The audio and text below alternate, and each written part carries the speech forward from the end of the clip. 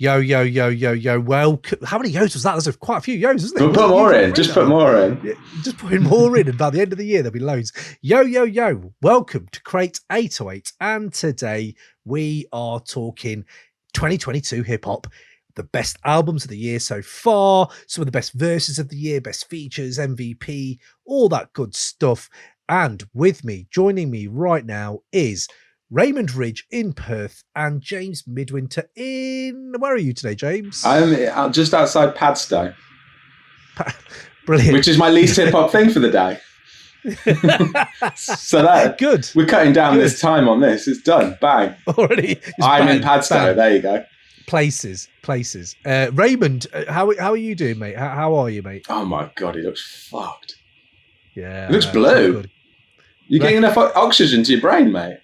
He's blue. Da, da, dee, da. Go on, mate. I've got COVID. It's going to be testing. It's going to be very testing. Oh, no. Are you vaccinated? Still bringing the puns. Are you triple vaccinated? Yeah. Oh, wow. Fuck, that must be... And it's still really bad, is it? I suppose what's really bad? I don't know. I mean, it's just fucking going on now, to be honest. It's been like a week. And Boring. It's just you wake up every day with just whole different symptoms. You wake up like, what's going to happen today? Dizzy spells, sweating, shivering, who knows? Oh, whole body aches. Oh, I don't know. It's a mystery. To be honest, today it's just been a bit of a headache. So that's... How's it affecting your STDs? Say again? Yeah. How's it affecting your STDs? There for a minute. They're clashing? They're clashing, or is it working together, forming like Voltron? Raiders STDs. If anyone's actually genuinely wondering, I don't know if he does or not. Actually, he might have caught something, but I don't. He's a promiscuous man. He is promiscuous. Can you spell it? He's fucking. He's not anything at the moment, but anyway. So it's been a joy. It's been a joyful week, and what I can say is that your fucking song selections have not been fucking helping. Jesus fucking Christ. Yo, yo, yo, quick reminder, if you're enjoying the show, hit the like button, hit the subscribe button so you'll be kept up to date with all that we're doing.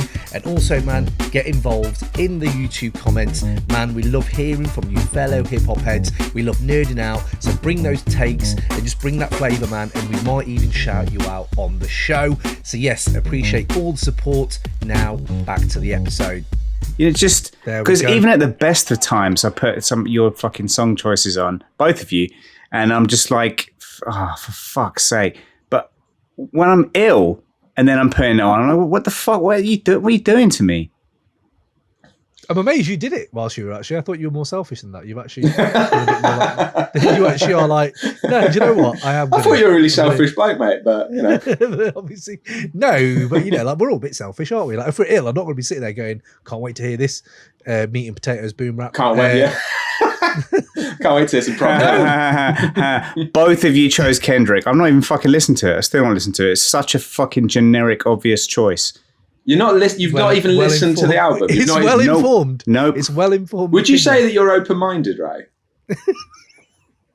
What's that got to do with anything? What's that got to do with anything? I don't know. You might love the album. You might love it. Can we just say hello to the people? No. We're going to get into this. You can only listen to a certain amount of albums before you learn your lesson. And you're like, I'm not wasting my time with this shit anymore. Mate, I would stop doing the podcast if that was the case, because, you know, I wouldn't bother listening to your shitty decisions either. Doesn't matter. Look, I'm fucking ill. We're going to get to this. We're going to get to this. What's happening, Aaron? He's cranky. Free Music Empire in the house.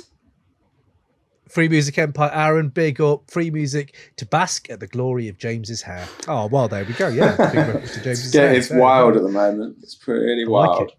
I like it. So we're going to kick off. Before these hip-hop things, quick shout out to all the patrons who go live with us and all the people who are supporting every month. But I did have a few pieces of mailbag I just want to quickly get into, and it might spark some stuff later on down the road. One was our man Sunraw, who has been on for a few episodes. He said, love Crate 808's least hip-hop thing you did, Icebreaker, but the most random hip-hop thing in my life is Royce the 5'9's little skit at the end of Bar Exam 2.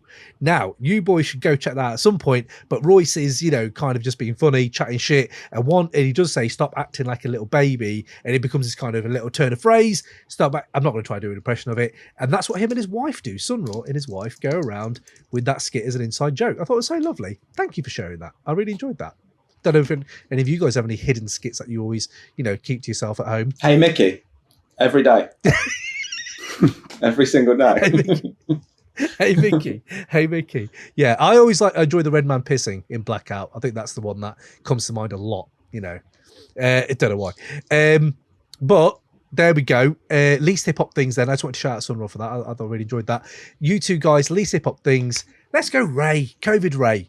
What do you think? Well, that's it. It's just having COVID is the least fucking... That's the most hip-hop thing. The least vaccinated group of musicians you could find, other than country and... Probably, country. That probably adds unvaccinated. Yeah, but I am vaccinated and I still got it. It's just fucking I'm genuinely... quite vaccinated. Mate, I'm genuinely surprised you got vaccinated, and I'm really proud of you for that. Because your sort of reading matter and stuff like that, I'd have thought you'd have been tinfoil hatting it all the way. I think you may have the wrong impression. No, I do believe in science. It's it's kind of, you can't really argue that. yeah. But okay, good. Yeah, it's nonetheless it's fucking shit. It's fucking shit. It is rubbish. Yeah. Okay. We'll leave it with Ray. I had a feeling that... Sorry, we're supposed to be upbeat. Was that the brief before we pressed record? Oh, be upbeat, Ray. Oh, okay, yeah, brilliant. Oh, no, luckily we've got some really exciting tunes that you fucking playlisted. I'm not happy. Apparently, it does affect your brain. So if you come in next time and you're really positive about all our albums, we'll know as you've got long COVID. Yeah, big time. Yeah, definitely. Yeah, absolutely. Yeah, definitely. James, least hip hop thing apart from being in Padstow? Yeah, as we said, I'm in Padstow. Least hip hop thing. Yeah, in Padstow, staying with my mum and dad while my bathroom is being micro-cemented. It's pretty un-hip hop, that is. What do you think of the micro-cementing of public bathrooms? Yeah, I don't think anyone's going to drop a hot 16 about micro-cementing their bathroom. No. Although... if someone was to, who would it be and why? It'll be someone like Termanology, actually, I think. Yeah. No, it wouldn't be. It'd be, I'm trying to think. ASAP Rock. ASAP Rock would use... what was it? They've all got too much money. They've got too much money. They could, it's a nice way to get a concrete look in your bathroom without spending shit tons of money. Right. So it's it would be a very thrifty rapper, someone who was not trying to go balling and a working artist. Love that. Okay. Right, okay, enjoy that. I really enjoyed that. My least hip hop thing, Father's Day's just gone and come by, and I spent my Father's Day watching a Ronaldinho documentary with my little lad. He's about 5 years old, and I'm trying to tell him the narrative as well as the skills, and he really went along for the ride for a good 30-40 minutes. He was really enjoying it, and then he was like, all right, Dad, I don't even know this. But that was quite... You used to love Ronaldinho. Ronaldinho was a big characteristic of your personality. Still is. Yeah. I don't know if anyone on YouTube can probably see this, but I do have a Ronaldinho doll up there that I did buy for my newborn baby at the time, and now I'm just keeping it. I think you're a bit like the Ronaldinho of the podcasting game, because you're skillful, you're well liked, and you just have a genuine joy for what you're doing. And you're going to go to jail for tax fraud.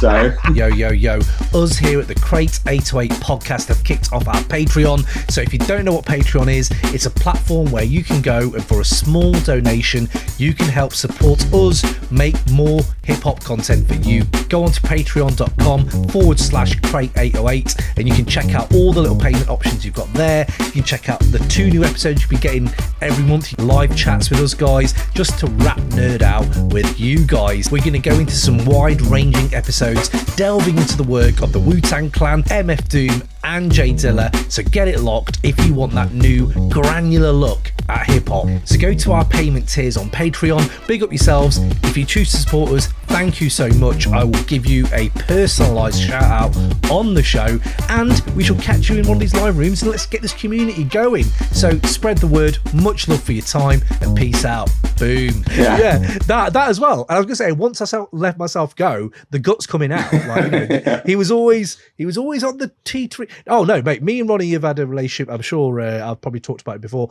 but he is just one of the iconic figures. You know, when someone thing reminds you of a time and place, and everything you were going through at that time, it's kind of him. And it's, oh yeah, it is him. But I watched a documentary, very good FIFA Plus documentary on him, and it's great, even if you don't like, football generally. What's it on? Just to watch this guy.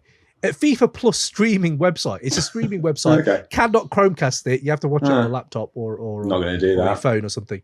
Yeah, but it's good. It's worth it if you like it. Actually brings me on to another piece of mailbag that I actually thought about. Liam K over here, right? Big up Liam K, long time listener. And he knows that I like a football reference in hip hop. You two less so, but you're around for them. I think you might have found one of the best one, lads. I thought I'd found the most amazing and most unlikely football reference in hip hop history. Cool Keith mentioned Neil Razor Ruddock on an Ultramagnetic MC song, Don't Be Scared. And it turns out he did a little bit of digging, but he Googled it, and there's a boxer called Donovan Razor Ruddock. But we were that close. We were one Google search away from thinking Ultramagnetic MCs had Razor Ruddock in one of their songs. Timelines may not match up, but I'm here for that kind of thing. It's definitely better than a navy blue football reference, which has got the worst football references in the game. So yeah, definitely prefer that. There's going to be a lack of navy blue, I feel on this show. But right, let's do it then. Let's kick into it. Let's see who's in the room before we do start. Then Osman Iqbal Gutenbend. He's in Deutschland, I think. There. So Ray believes in science, just not TDE. Says Free Music Empire, which I think is true. Although I think you like some J Rock. I think there was Win was one that you might have enjoyed.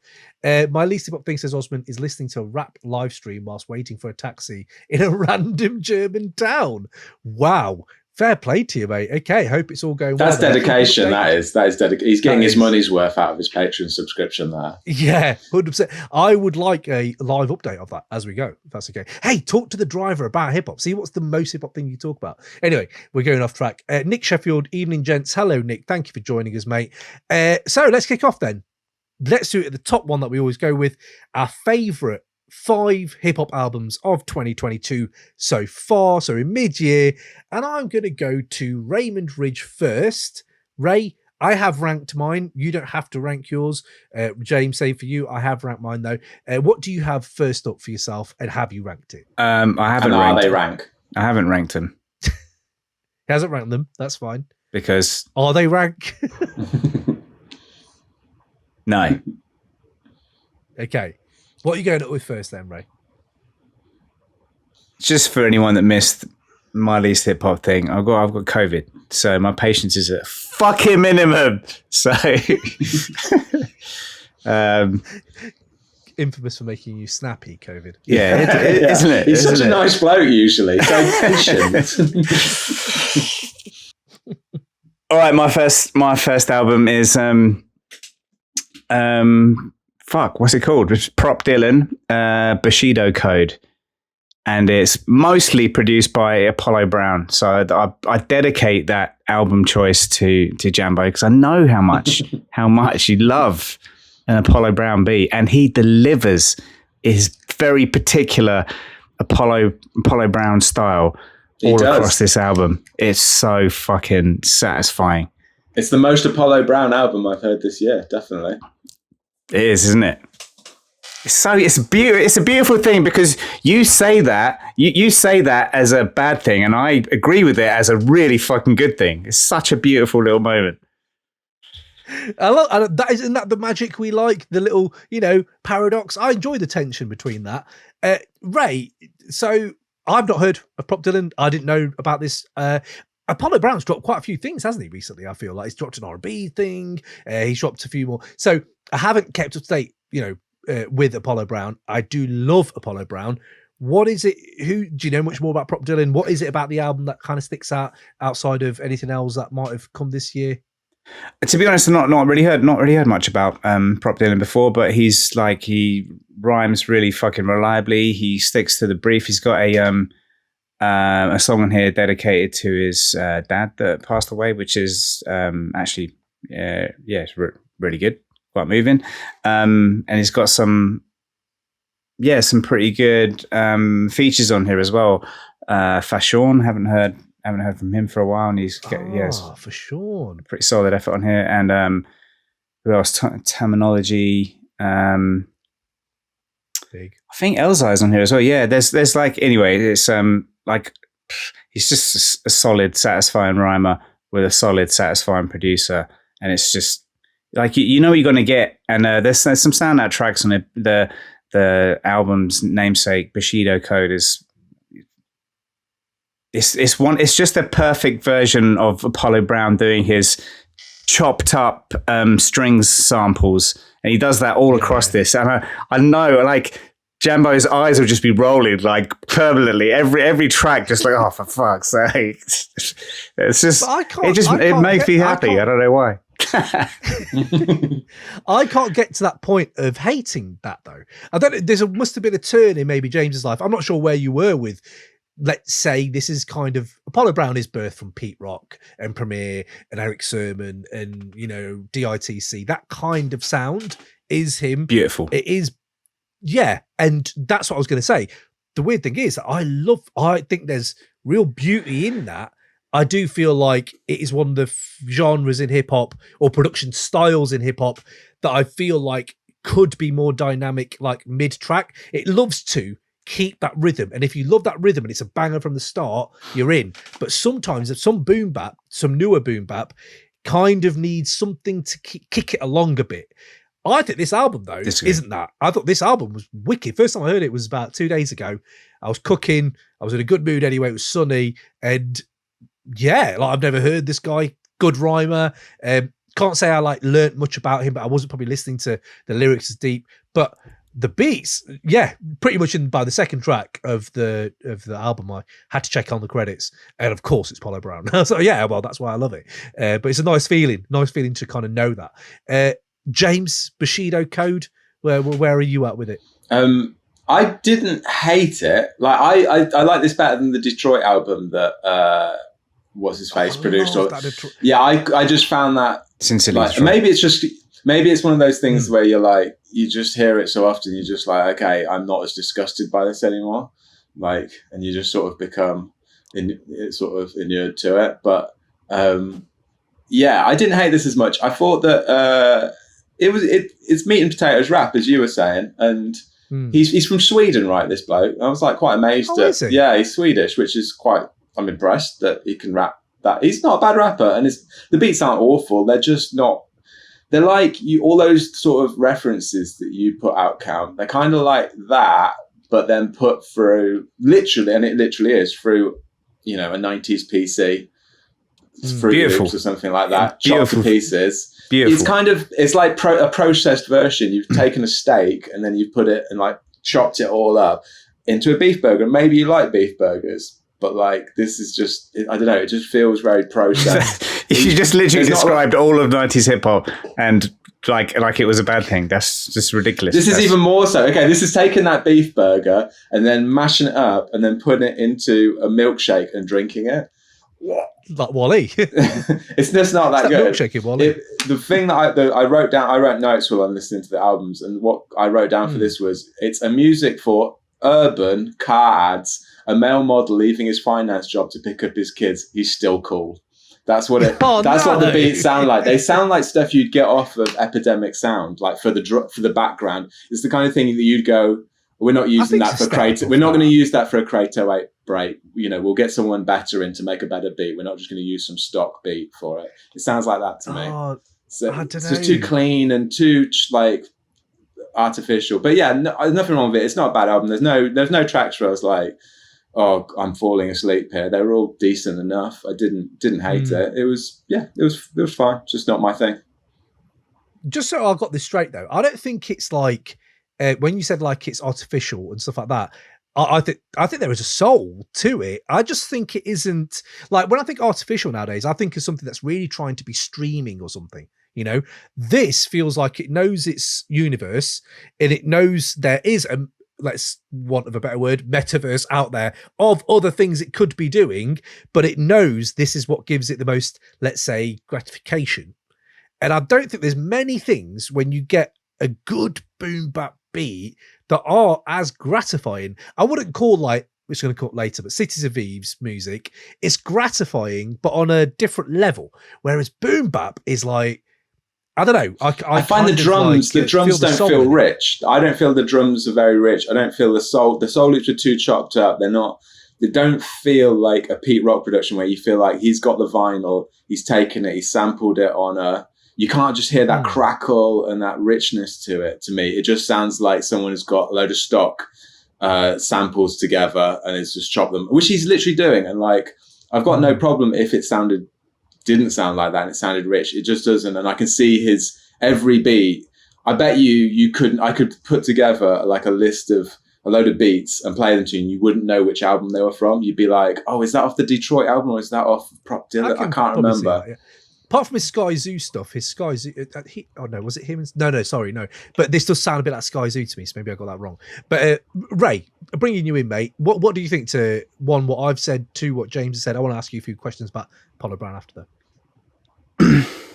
I don't know, Jambo just loves coming up with just ridiculous metaphors. Oh, it's like you're making dinner and then you put it in a blender, then you fed it to your dog and then he shat it out and like a baby drank it. And then it's like this fucking nonsense. It was a bad metaphor that you made better by saying that's all 90s hip hop. Because then I was like, yeah, you're right. 90s hip hop is like a steak that's been cut up into a delicious beef burger. No, and you made it better. The thing is, 90s hip hop isn't like that at all. 90s hip hop is like a steak.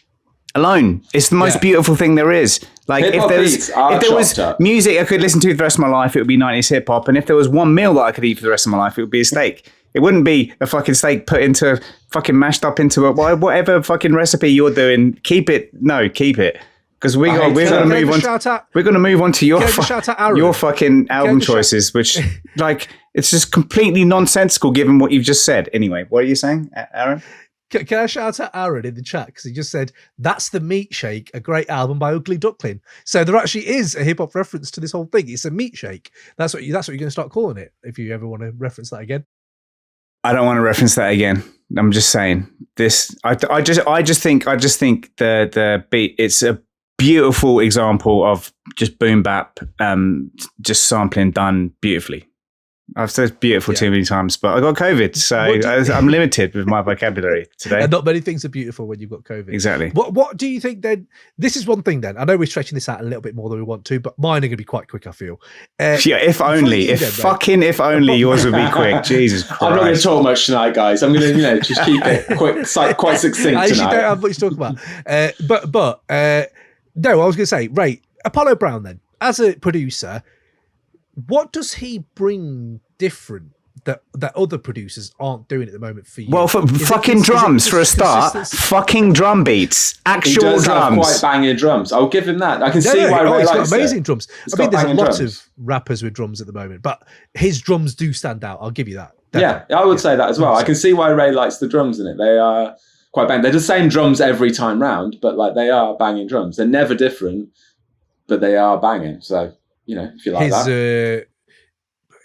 His sample chops, like the way he chops samples up, I love it. But go on, Ray. What for you is it? No, that is exactly it. Just like I said, the actual drums for a start, and then just the really satisfying, very almost obviously cut, like the string samples, how they're chopped and sequenced is just, I don't know. I just really find that really fucking satisfying. Okay, love it. Okay, love that. So, right, get back into the chat before we go into the next one. Aaron's got his in no order. Mussolini and Ninth Wonder, Paul Wall and Termanology. I have a feeling we'll talk about that in a bit. Boom. Denzel Curry, good shout. Coming up. Yeah, M. Muggs and Riggs. Yes, Muggs and Riggs Gold. We talked about at the beginning of the year. Check our review for that. And Dre and Stu Bangers and Five Dog. Yeah, Drez's collab with Stu Bangers and Five Dog. Yeah, that's some good shouts, actually. There's some good shouts. I can see why Ray's going to get on with Aaron. Free Music Empire, Ray describes his favourite albums like a positive used car experience. 4 stars. I agree with that because Ray was like, he turns up on time, sticks to the brief. It's very solid. He's like talking about, he's like some sort of part-time employed guy who's brought in. Bring him in. He's reliable, solid. He'll do a job. Yeah. He'll do a job. Yeah. Oh, that's brilliant. That's brilliant. I'm trying to think of a footballer that does a job. Here, hit me up. That you could be called from now on. Steve Piper. Hello, Steve is here as well. Watching one from the few trains running. Oh, right. Okay. So he's getting the train headaches. Free Music Empire. What Apollo Brown brings is dedication to that sound. Very true. Been working on it for so long. No one drills into that sound like Apollo, for better or worse. I mean, yeah. I think, as I was saying earlier, is that consistency to it. These shouldn't be bad words, though. I don't. We're saying, oh yeah, we use it, but in a world where you can be lost, like we've talked about hidden gems on this Patreon. And there are people like the Lynch Mob who are just lost. You're never going to get that music again. There is someone who's still doing it, and it's kind of, I kind of like it. I don't think this sounds anything like stuff that the Lynch Mob will be on. No. No. Oh, is that not what you're saying? Okay. No, I was saying that artists come and go, and the fact that some can stay around and still deliver for some people like us, good shit is should be commended. I think reliability is don't shit on reliability is what I'm saying. Yeah, I think he's got people like it. That's all good. I've got no problem. I don't think it's bad music per se. It's just not my type of thing. All right, we're half an hour in, one album in. Boom. This is what we do. Then we rush the last few. Let's do Kendrick, because I feel like that's my fifth. That's my number 5. So let's go with my number 5. I've got Kendrick Lamar, Mr. Morale, and the Big Steppers. For anyone who's listening, we did do a 90-minute, probably more. It was really good. I enjoyed that a lot. Oh, thank you, James. We did a review of it with Cinema Sci and Fly Fidelity. Go check those guys out. So that review is out there. So I'm not going to go on this. But apart from, he's just come back and just delivered over. Mate, I didn't know what you meant from. I didn't know whether you liked it or not from listening to that. I couldn't tell. It was hard to.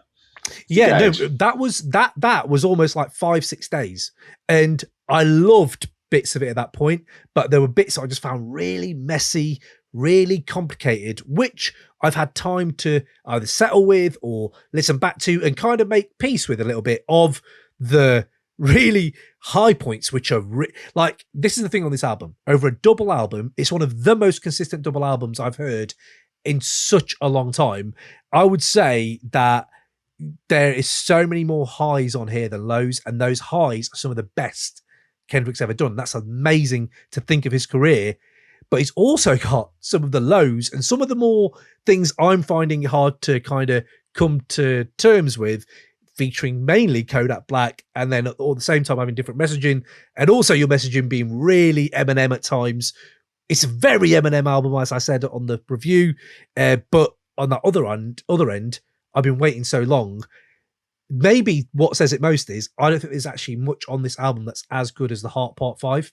The Heart Part 5 delivered to me on loads of different levels, and I don't think there's anything on this album that's probably as good but not better. But that is kind of my general thesis on it. James, what do you think to Kendrick? You want to talk about it? What you got? I thought, like I said, I was really interested in listening to you guys talk about it. I thought there were some really interesting points made that sort of got me thinking about it, because I was like it was like you said, it was quite early on when it got released, and I kind of agreed with a lot of what you guys said, that it is quite messy. And like I was in Greece at the time on holiday, and I was just kind of driving around thinking about it, and the thing that kept going around in my head is that it's the end of his label deal, and that it feels like, I want to get onto this new thing that I'm going to do. And I've made all this music over 5 years, because apparently he's got like 300 songs he's made. And I don't doubt it. Over 5 years, that's a lot of music, a lot of time to make music. And I bet you, and I think it feels like he took all of the biggest talking point songs that he could find. It's less sort of banger. There's less bangers on this, isn't there? It's 100%. There's not many singles. There's so many talking points though, because I remember you were saying that there's you were talking about the earworms on there. There's lots of little tracks with the sniper sound, or get these brothers off me and stuff like that. There's lots of stuff to talk about on this album, and it feels like he's kind of, I'm going to get this label deal done. sew these tracks together. And a lot of rappers would do that and it would be crap. And this is actually really good. Like at first I was like, I'm not sure he's pulled it off, but like the more I've listened to it, tracks that I thought I wasn't going to bother listening to again, I've got into my head. Just like that one, the one with Kodak Black on it. I like that song now. Silent Hill. yeah, it's good. I didn't think I was going to like that, but it's sort of grown on me. Song. It reminds me, he's clearly, like, as someone who's gone through therapy and done a lot of therapy in the last few years, it sounds like he's basically splurged in the studio a lot over this period of time. And like, it feels like a really honest record. Like, it feels like he's, and I think Fantana said something that really like resonated with me, was he's like, you know, he's one of the biggest music artists in the world, a really successful rapper. He's lived a life that I would never know or understand, yet I can still resonate with things he's saying. Like, imagine how much talent you've got to have to do that, to make me living in Padstow go, yeah, I know how you feel, Kendrick. That resonates with me. And like, yeah, there's some really great moments on there. Like the whole stuff with generational trauma was really interesting. It was a real experience. I think anyone could listen to that, even if you're not going to listen to it again, just listening it through once. It's a really great work of art, which, considering I think it's a stitched together end of label deal album, is quite impressive. So yeah, that was my thoughts on it. It's interesting that you think it's that like it's almost cynical. It's a cynical look at trying to, but it did create instant conversation. There was an instant conversation. As soon as it dropped, there was so many things people were talking about on different levels of the album, because there are a lot of songs and there's a lot he digs into, from Mother I Sober to Auntie Diaries, which is like, what the fuck? Like, you know, but we can go. It's a splurge. It's a big splurge, isn't it? Yeah. Which is what you do after therapy. After therapy, you're thinking about yourself a lot. You're very self-centered. Like, because you've been thinking about yourself so much. You have, like, they call it like a selfish period, where you're just thinking about yourself a lot afterwards.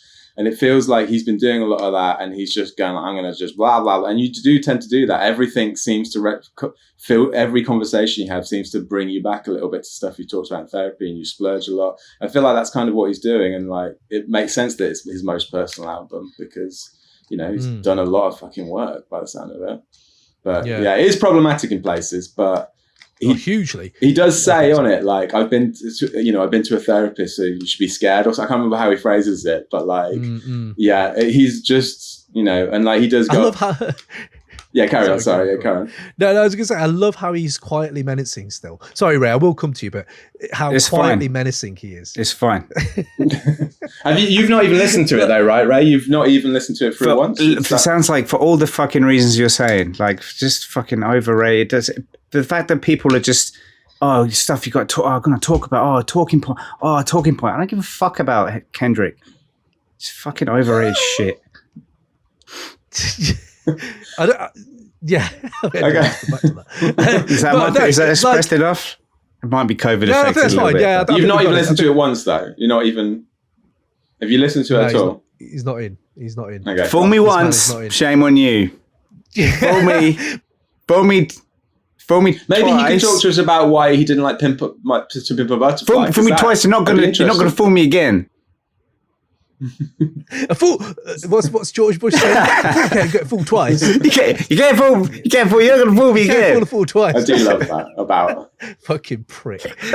Sorry, but can Ray just explain why he doesn't? What albums in the past? Do you have any Kendrick songs in any playlist? He does nothing. None of them. It's all overrated. All of it.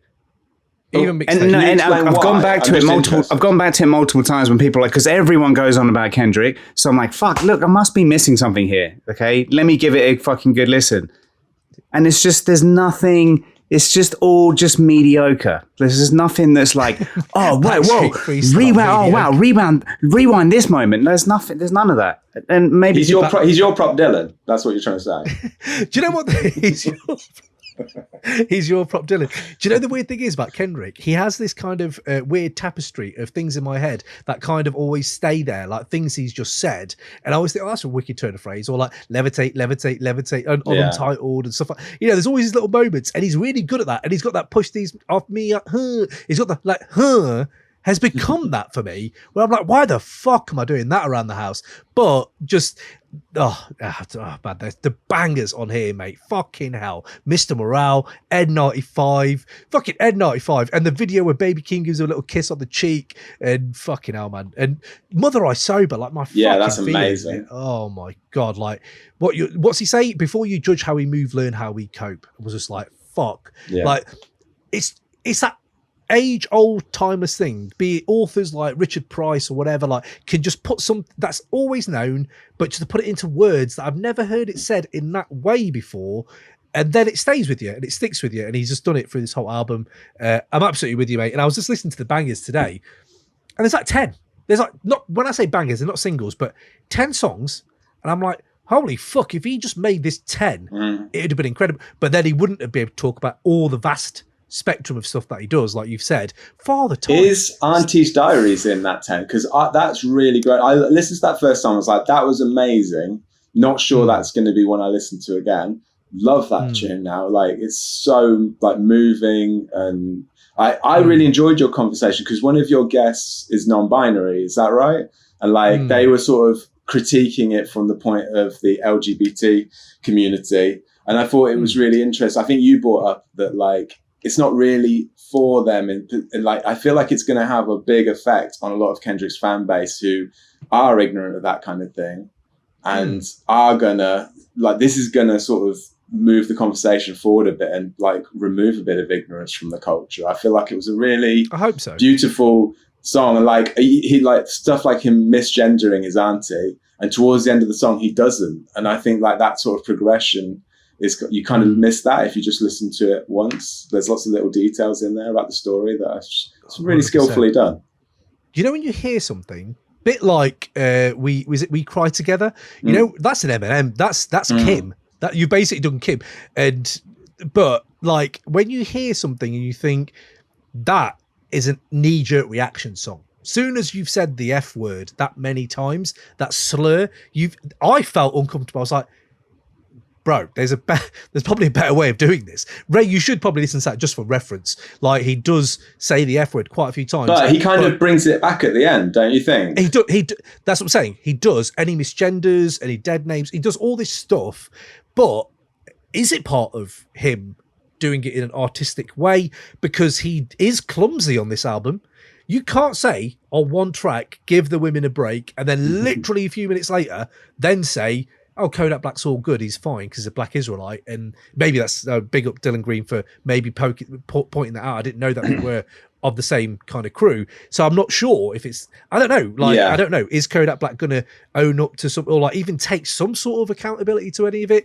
That's what doesn't sit well with me. But then he was trying to make too many points, wasn't he? And like, if Kodak Black's on a different album, like where he's making a different point, then maybe, and like the R. Kelly stuff, maybe you could have that. Yeah. But like you're dead right. It is a bit too messy. There's too much going on there. It's a bit sort of. But then, mate, look, who are we to sit? Maybe, like I said earlier, it isn't maybe made for us. And before you judge how we cope, move, learn how we cope is a thing that does like. And maybe this is a learning experience for me. Maybe this is a learning experience as an album for me to then judge you.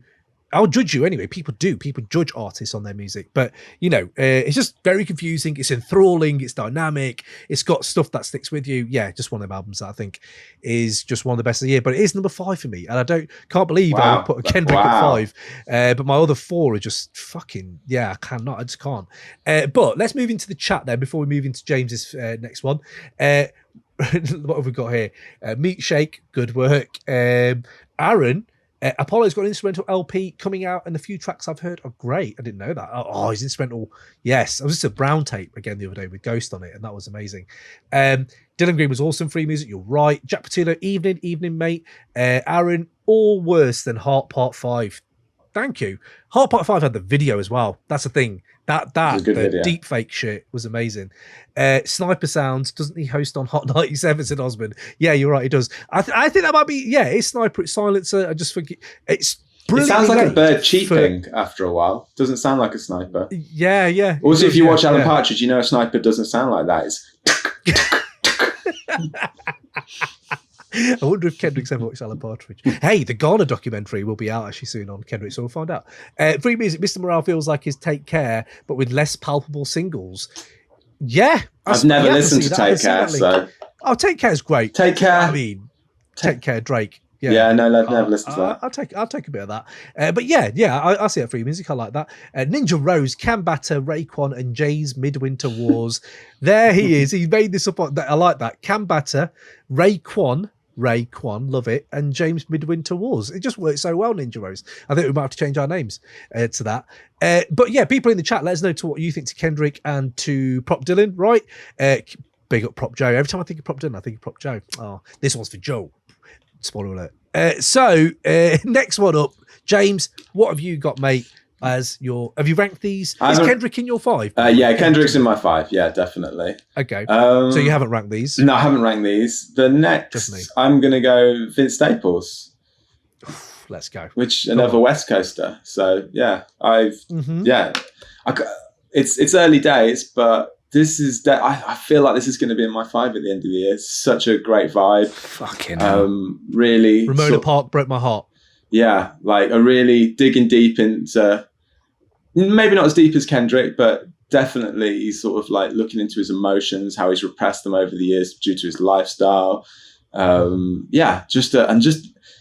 It's kind of taken there's a lot of albums we've got this year, I feel, where people have either gone, let's have loads of singles, or let's just have a solid no singles approach, the Griselda approach. And like, I feel like this kind of has gone that way. There's nothing, it just keeps a really mellow vibe all the way through. But over time, they get into your ear, some of these songs. And like, they really do. Yeah, that's really summery, even though it's that weird mix of bittersweet of like summery kind of West Coast beats, but then like introspective, slightly darker lyrics. And like, Vince is a bit of a spiky character. So, he's never going to be poppy, like joyful raps. So yeah, it's kind of a nice mix. So yeah. And kind of reminiscent of, lots of old school stuff in there. Like there's a little, on Magic, there's the little vocal sample, which I was like, where's that from? And I was like, it's from You Know How We Do It by Ice Cube. Yeah. It's the Ice Cube sample. Yeah. And like, that's such a nice little. Love that sample. And the DJ Quick references and stuff. It just feels quite nostalgic. I thought Ray was going to like this, because this is the kind of thing where if you took Vince off this and put Will Smith on it, you'd be like, oh, this is summer every day, loving it. Well, let's find out. I thought Ray would have liked this. It's very West Coast. Ray, what are you into it? Vince Staples when Ramona Park? What a fucking boring album. He's literally all the beats are average, and he's on one of them. He's like rapping about being in the studio. Like, how dull do you have to be if you're like, fuck, I got to record an album, what should I rap about? Oh, just rap about a studio. What the fuck is that, aren't I? Like, it's just fucking, I just found it boring. It just annoyed me. Oh, it annoyed you?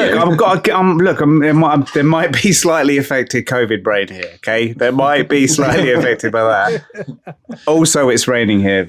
It's like the 2 weeks it rains in Perth now. So, anyway, and I'm locked indoors. Okay. But, yeah, I wasn't excited. If you're in a car, I found his rhyme is just really basic and just not interesting. And then the beats were like... It's not a lyrical miracle. It's definitely not a lyrical miracle. I'll give Ray something, though. I am going to give Ray something on this. There are a few kind of tracks where... This is why I didn't get in my 5. It is my honourable mentions, because the highs are fucking incredible. But there are moments where I'm like, this is just like a track about you not getting with a girl or getting with a girl, or like... And it's not really got much to it. Maybe it doesn't need to. Yeah. Maybe Which track's that? Fuck, I haven't got. They're all forgettable. You're talking about the track where he's doing "I Gave You Power," a sort of version of that. Oh, as the gun. Yeah, because that's really good. I like that. Yeah, that was good. That was good. Can't remember what that's called now. But then you have "When Sparks Fly," and that is one of my bangers of the year. "When Sparks Fly" is just fucking brilliant, and it is kind of R&B more than hip hop, but it is fucking brilliant. It's rose up the Crate 808 bangers list. It was quite low, and now over time it's just got higher and higher. And big up on bringing this album back. What you said earlier was right. I think I listened to this album, picked out my favourite 5 or 6, enjoyed them, but didn't really go, oh my God, they're amazing. And then for this, I started visiting them again. I was like, oh, fuck. Yeah, shit. Vince fucking killed it. And I'm a big fan of Vince. I think his top 5 is very fucking good. Vince Staples' top 5, if albums he's done, are up there with Danny Brown's. He's consistent, isn't he? Yeah, I mean, that's a big statement. Danny Brown's are amazing. I've even got a Danny Brown old t-shirt on right now. But yeah, I don't know. I think off the top of my head, I haven't thought this through enough, but maybe, I don't know, people out there in the chat or out there, hit us up. What do you think? Vince's 5 versus Danny's 5. Which one you go for? It's that one of them awful Instagrams, isn't it? Which one? Pick one. Like for We're the BuzzFeed. Vince. We're the BuzzFeed of hip hop podcast. That's what it is. That's what it is. But yeah, no, generally, I thought Vince brought it. I'm glad he brought this little fade from last year. He always makes one song a year that gets in my like top bangers of the list. Like I think for the last 3 years, he's had a banger on my bangers list. So that alone, let's not sleep. And I love his personality. It's not a high energy album, so I can see why Ray might not like it. But I feel like in a few years' time, when some of the aggression's gone out of him, this is gonna come on in the car as he's driving through Perth, the sun shining down. He's gonna be like, "This is a vibe. I like this," and he's gonna listen to every track through, and he's going, "There's no skips in there. It's just a nice, really good, chilled out with some good like DJ Mustard bounce in there." Yeah, I think he's gonna change his mind eventually. Just can we shout out Rod, by the way, from Dead End Hip Hop? Because I was listening to them when this came out, they did a review, and bless him, Rod got absolutely murdered by the rest of the crew. But he said, yeah, it's interesting, isn't it? He sounds like DJ Quick. And everyone was like, he doesn't sound like DJ Quick. And I was like, does he sound like DJ Quick? But then I went back to listen, and I was like, no, he doesn't. But I can kind of get what Rod is saying, like maybe something, but he got ripped, and I'm sorry, Rod, to bring it up, but I just thought we talked about DJ Quick, and I'm sorry you don't know hip hop, mate. I'm really sorry. I felt for you, mate. I did feel for you. Okay, then, right. So we've got one down each. Brilliant. Ray, what is your next one? Unranked album of the year so far? Unranked, next one, and he's probably. I've not heard of him before this, so he also probably wins the prize for... Is there a prize for best name of the year? Best name ever? Let's do it. I'm here for another category. Oh, I know who you're going to pick now. I know who this is. Pile it on. OG known for smoking, no spaces. What a name. What a fucking wicked name. OG known for smoking. I never thought I'd see Ray bring a SoundCloud rapper to the pod, but he's bought him. This is such a fucking good album, and there's one particular tune on it called Soul Surgery. It just sounds like a cross between MF Doom and Action Bronson rapping over Sade's beats. Like, that? Wow, that is a lot. That is a lot, isn't it? That is a lot. I can kind of see Doom. He hasn't got the lyrical dexterity of Doom, but so more Action Bronson that way. But he has impact. I like it. And it's just this Sade's beats, and just as soon as I had that moment of realization, I was like, "Fuck, this combo is." I mean, it's mainly Soul Surgery, and that's mainly carrying the choice. But there's some other there's Bessie Smith, Black Extension, and Peace as well. They're all, just the. That's a vibe. This is a vibe that. Say again. What's the album called again? The album's called Soul Surgery. Oh yeah, so the track. So the album's called Soul Surgery. Right, okay. Soul Surgery. He knew where the strong points of his album were. Yeah, he knew the title song. Okay, right. Sorry, so Ray, you were saying, yeah. Yeah, no, that's just it. That's it. That's it. It's a vibe. Just the whole Sade-ness of it. It's just someone's got to remix it with Sade, and that's gonna be me done. There's nothing more. That's gonna be album of the year. Is it? What? Oh, I don't know. No, maybe not. I don't know. That's early. I don't know. And there's some other fucking incredible albums to come that. Well, I want to get to this category later about what could drop later the year. I've heard a few rumors and a few things that are dropping. But yeah, OG known for smoking. Don't know much about him. I heard the single Soul Surgery earlier. I really enjoyed it. His bars are on point. The beats, I don't know who does the beats on this. Then who's doing the beats on this? I don't even know who the beats are. I think I haven't seen the credits or anything like that. Know It All is the name of the producer. Right. Again, look how fucking dense underground hip hop is, because I don't even fucking know this guy. I don't even know who these guys are, but they're bringing shit out of this. And I'm sure some of the stuff I've got in my list, just, yeah, it's odd that there are so much breadth to it. And this guy still, I wonder how many streams he gets kind of thing. Do you know what I mean? Like, yeah, it must be fucking hard in such a massive environment. I can tell you because on the plays count on my desktop version of Spotify, it doesn't even have a number in the column. No one's listened to this shit. This is so underground. The people on Spotify, it's not even registered for a listen. No, it hasn't. True. I'm not saying that in a bad way. Like, he just doesn't have the listens. Like, so it must be like under 1,000 maybe or something on each track. But that's only Spotify. That's only Spotify because he is a SoundCloud guy, isn't he? So true, yeah. Ray, look at you bringing something so underground. Underground, right? Your preferred platform of streaming, doesn't it? But yeah, no, okay. Well, okay, there we go. People out there, if you haven't heard this album, let us know what you think. I would like to put more into it, but I'll be honest, I haven't heard it like so in detail that I don't know what the themes are. I could not tell you. I just know it sounded good, and not in the way that like Jazz Spastics, when you gave me that felt like last year. It felt like that was an album that you could just ride to. This one felt a bit more like, nah, I might just sit with this, you know. And I think there might be, because it's wordplay kind of was like, yeah, it kind of, what's the word? Encouraged me to. Yeah, it feels like there's something in that to maybe unpick that apart a bit. I love your MF Doom and Action Bloods thing. It got me even more hot. I think I've got a semi, right? I think when you said that. There we go. I thought that that high point is a low point, that song. There's a guy on it, and it just, the beat and the guy sounded just like Rock Marciano to me. Just sounded dead on. It wasn't Rock, though. No, it wasn't. It was someone. No. It had a name that was a little bit similar, though. What was it? It was Poc Marciano. Yeah, Grim Marcello. Grim Marcello. There, it's similar-ish, isn't it? It's similar. Grim Marcello. It was all right. It didn't jump out at me. He seems like he's going to be one of those. Like, he might get signed by Griselda possibly if he can put out 100 albums a year. He sounds like that kind of. I don't know, he probably doesn't sell enough drugs, but I quite liked a few of the lyrics in it. I liked on Soul Surgery where he said, I needed a soul transplant. My soul had a tramp stamp. He says it way better than me, but it was a dope line. That is a dope line. That got me as well. Love that line. Yeah. So hold on. He's not rapping about crime and shit though, is he? I can't remember. I listened to this. I don't think he's...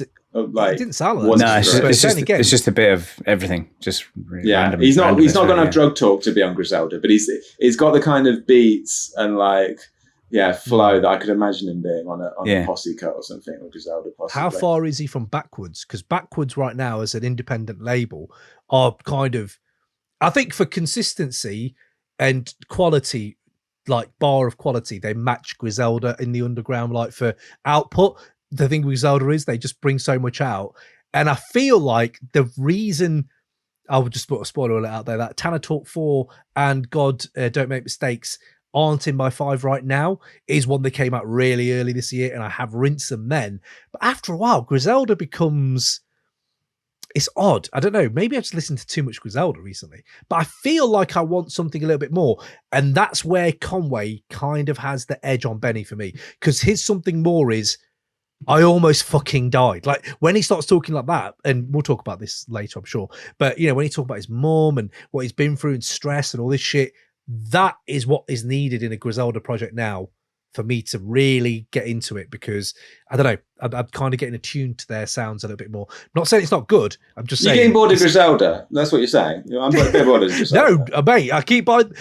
How can I be bored when I buy vinyl of Griselda vinyl? Like I'm waiting for fucking side B of West Side's last year's thing on the way. So, but no, maybe this guy, OG Known for Smoking, could get something on Backwards. I don't know, man. I don't know if this ever happened before in the past, but it'd be great if it did.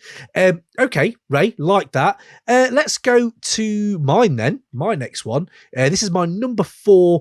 We did a review of this in January, so go back and check that out if you want more details. It went in depth. Metatron's Cube, AJ Suede, and Televangel. Just what? Where do I even start with this album? I think the thing is, when something's been out for this long and I'm still bumping it as, okay, it's not as hard, but definitely still bumping it. You know, and I'm like, shit, like I can't wait to listen to what now is like what I remember loving Vox Machina or Machina, Wait the Wind, but 3 hours late now, and Respect the Architect, Ruby's 5x10. those are the tracks now that have kind of, it's one of them albums, man. It's the artwork is sick. I went out and bought the fucking CD. The vinyl's on the way as well for the end of the year. It just got to that point. I think it was like May where I was like, yeah, I think this is just going to be, and I know AJ Suede isn't like a lyrical miracle rapper, but he's also not, he's very quite abstract at times, but I do love that about this. And it maybe just makes me love the production more. I love the fact that the production kind of is what I probably love more on the album, but AJ Suede's in the pocket and he's bringing things that stick into my like ribs. And yeah, just fucking hell. If you haven't heard this album yet, please do go support, because it shows independent hip hop can be fucking better than anything. Mate, it's in my 5. It's above Kendrick. And that's on Rinsed. That's just on Rinses. Like, you know, it's just got rinsed. So maybe by the end of the year it isn't. But like, yeah, I wake the wind, cross over, then I break your shin. If we don't make it out, we're breaking in. You got me right there. First line of the album, I was like, I'm in. Bang. Yeah. So, I don't know. James, what do you think to Metatron's Cube? Yeah, I loved it. I think I messaged you about it and was like, thank you for sending this my way. It's fucking great when you first sort of mentioned it a month or two ago. Yeah, it's a really good album. I haven't bumped it enough, to be honest. And like, yeah, the beats. I take it Televangel is the producer. Is that right? Televangel. Yeah. His beats are weird because they're like quite subtle in the way that they sound 90s, but also they sound a bit futuristic. And I don't know how he's done it, and it fits really well with AJ Suede, who my note for AJ Suede is he sounds like Mr. Motherfucking Esquire, but if he was technophobic and was scared of the government spying on him, it's kind of rather than having lots of sex all the time. So yeah, that's kind of and yeah, I don't know how what he's done with the beats, but they are really lush, rich 90s flavored beats that sound progressive and kind of like they've moved on a little bit from, and he's done something different. So yeah, really love this one. This is on my 5. This is in my 5, definitely. Is it in your 5 as well? Yeah. Okay. This is what I'm saying about the brilliant. You said it's progressing it, but it doesn't shirk on any of the stuff I love. Like, it doesn't think, oh, I've got to go a bit. Like, Cities of Eve is going, I'm just going to go fucking wild and out right now. I ain't going to fucking worry about a beat on that shit. But this guy has this kind of ethic to it, which is like, no, I'm in this realm. And what I love is the dynamism in almost every track. It's not that long a project, but it feels longer because the music shifts so many times. Like, in 3 Hours Late might be one of the best songs of the year anyway. I just love that fucking song. But that reminds me of James Blake. I was like, that shit reminds me of fucking James Blake. How's that happening? And like, Respect the Architect. I mean, that's grimy and sinister on the same album that's got 3 Hours Late, which has also got something like Terror. You're better off trying to stare down Gary Busey. I've talked about the beginning of the year, and I love that line. Like, imagine a stare down with Gary Busey. Come on.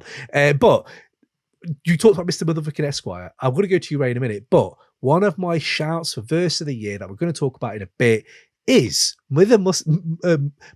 Motherfucking Esquire on Respect the Architect. Because it's just, he doesn't care. He literally breaks the mold. Like, he just thinks, I'm not going to be chained down to any kind of thing of rhyming or whatever. I just want to say this shit. And for people who didn't hear the January review, I'm going to bring it back now. This is fucking brilliant. Fuck every listener you had on Spotify Wrapped. If it was 1.5 million ends, I will literally fucking email every one of them individually and buy themselves a virus and make sure the computer break down so they never listen to that bullshit you record, because I fuck with your shit, but I fuck with me more. I could go to my crib. I'd rather run up yours, like put the remote control down, everyone on the floor. Oh, that's your sister right there. I think I fucked her before. And that is a whole thing. I was like, what are you it's like when Ghost would just take the mic and run and you're like having to keep up with him. Yeah, what are you saying right now? But yeah, fuck your Spotify Wrapped was just like great. So I love that. Ray, we talked about Metatron's Cube. I don't think you'd heard it at the beginning of the year. So you gave me some space to wax lyrical. What do you think to it now, mate? Yeah, I got time for it. Hello. Yeah, it's actually really fucking good. I was listening through to it going, all right, well, what's the standout tune? And there's too many. There's like, you start with, Wake the Wind. Wake the Wind, Watch Out, Reaper and Rubies were my standouts. Reaper. But there's still like, there's others in there that, and plus I was listening through to it being like, okay, no, this needs more time. And that's what I'd say. It deserves more time, to really listen to, like that example of those lyrics that you said. Then there's a lot to check out here. It seems like quite a rich project. Bro, hold on. This is making me feel? This is making me feel that time when you bought Stone God Cook's Reasonable Drought, and I just thought, I fucking love Ray. All that shit that we go through. We do this we've been doing this for a few years now, and we get in a few heated arguments. But there's nothing like this feeling right now, where we're all agreeing on an album. It didn't make you 5, though, did it, Ray? Or did it? No. Okay. But no, I'm glad, and I'm glad that it's something that's a little bit more. What's the word? Ethereal? I don't know if that's the word. Esoteric, maybe. But it's it's kind of that. What do you used to call it? Laura Ipsum rap, that kind of thing. I can see why you could think it is. I actually think AJ Suede goes for every fucking syllable. Like he kind of bang. It's not a metronome. Yeah, he does. It's not Ransom. But he's the way it's recorded as well, as similar to what Jambo was saying as well. Is like it's not out in the forefront, right in your face to listen to. It's kind of there, and you're like, all right, it's in the tune, but you listen to them. Do you know what I mean? I can't describe it. It's not like he's bang forefront in your face, like we'll get to with Meth Lab. The fucking Meth's right there, and that's a whole different like hip hop experience. But this is something to sit and pay attention to. Because I think I remember saying in Jan that for you, AJ Suede could be key. Because I said it's the bridge between someone like Rat Ferreira and Navy Blue to Ransom and RJ Payne. He is occupying this role. And I don't know if I think it's just natural. The thing is, none of it seems forced. None of it feels like, that's a space we could occupy. It genuinely feels like they're doing them. Like, okay, you can look at the artwork and go, that's West Side Gun influence. But it's probably some of my favourite artwork this year is the Metatron's Cute artwork. And it is I'm not sure if it's a reference of a famous painting, but it's beautiful. But I think there's just moments on it, like you said there, where you have to sit there with it. Hemlock Ernst is on this, and big up the features. The features, I did not know who Chesky was. People, thank you for schooling me up on in the chats, and generally after our review in January, people did. And this Fake 4 imprint, I do not know about the label, but now I'm signed up. I'm glad I've got to find this little universe out. Hemlock Ernst, I'm not sure if you know. Do you guys know who Hemlock Ernst is? No. He is the lead singer of Future Islands. So he has millions of listeners, and me and Ray saw, you remember seeing them in Latitude, Ray? I know we were quite hammered at that point, but he was the guy that was dancing ridiculously, and we were right at the front. That's this guy on 3 Hours Late. He then changes his whole thing. I don't think he's done any interviews under Hemlock Ernst, but he on here is amazing, and his work is really good. People go check that out. So yeah, Premrock on here as well. Big up Premrock. But watch out, you were right. That dull horn is just fucking brilliant. Master Shake. Whew. Opulent Beauty is what I wrote after that. I don't know how high I was when I wrote that, but it is very beautiful. The Ruby's Beat Switch, I love a beat switch, and there's a few we got to talk about, but that one is just filthy. And 5x10, just fuck man, what an album. So yeah, there you go, Metatron's Cube. Let's go back into the chat before we move on to the next one. What we've got here. Free music. I got a roll, but got locked and loaded for Friday, Cam. Yes, me and Free Music on the Free Music Empire podcast. We'll be talking a few more hip hop and general music shit from 2022. Ninja Rose, lol, Ray of Sunshine. To be honest, I agree. I don't know what that's referring to, but I'm guessing it's your general. All of it. He agrees with everything Ray said tonight. All of it. Steve Piper, Radiating Menace. Ooh, that is beautiful. I like that. Radiating Menace. Ninja Rose, just realised I missed shitloads. I've only got the rain email. Sorry, man. I'm sorry. He's on late. If he was known for slanging rather than smoking, he'd be on Griselda, says Osman. I'm sure he's fine too. Yeah, good point. It's in the name. Ninja Rose, Cam, you're right. Griselda does become a bit old quick. Conway is the one that brings more of the party without doubt. Aaron, Zarmageddon. Fuck yeah, I forgot Zarmageddon came out this year as well. They're so fucking consistent. Conway brings more to the party, but for God's sake, don't put him on a party, please, Ninja Rose, says James Bidwin. What a terrible thing to throw on at a party. Putting his latest album on. Everyone, shh, listen to this. You know why I'm stressed? You know why I'm stressed? Because this shit. No, you could put John Woo on, and that might get a few of the stoners in the corner going, oh yeah, the hipster stoners. Maybe John Woo. Ninja Rose has got his 5 here. I'm not going to read those out yet. We'll save them for a bit. No one's interested in Ninja Rose. He's not interested. Cam doesn't want to know. Sorry. You can read it on the screen. Delete that comment, mate. Sorry, Cam doesn't want to know. No, I'm just saying, I'm going to save that little morsel because it is now James's. Is it mine? Yeah, it is. Oh, no, it's so Ray's. you've had, Right. Okay. No, it is yours. Yeah. Okay. What did you... I've done 2. I've had 3 because I've got Kendrick, Metatron's Cube, and Vince. So I only got 2 more. I'm going to go Currency, his latest one with Alchemist, Continuance. Okay. Tell us more. Again, another, bit like the Vince album, another solid set of songs put on start to finish, vibe out to. They don't like, oh, here's the pop single. Oh, here's the one where I'm going hard. There's none of that. It's just dreamy, like sort of Alchemist beats. They've got drums on them, Ray. Would have thought Ray would have got like, it's not banging like boom bap beats, but they've got drums on them. Alchemist with the drums. Sampling's amazing. This is what sampling is. Where is he finding this from, Cam? How is he finding these samples? How is he getting them cleared? How is he finding them? They're amazing. Have you heard his score for that Cosmos? Or I think it's a track called, he did a score for a film this year. And even that, I was like, what the fuck are you doing here, Al? Like, you should listen to that. It is like, what world are you operating in where after decades of sampling with geniuses like Dilla, for example, or fucking Doom or Primo, and yet you're going, nah, I'm just going to keep going though. Oh, no, I'm just going to keep going and keep making it brilliant. And they're not.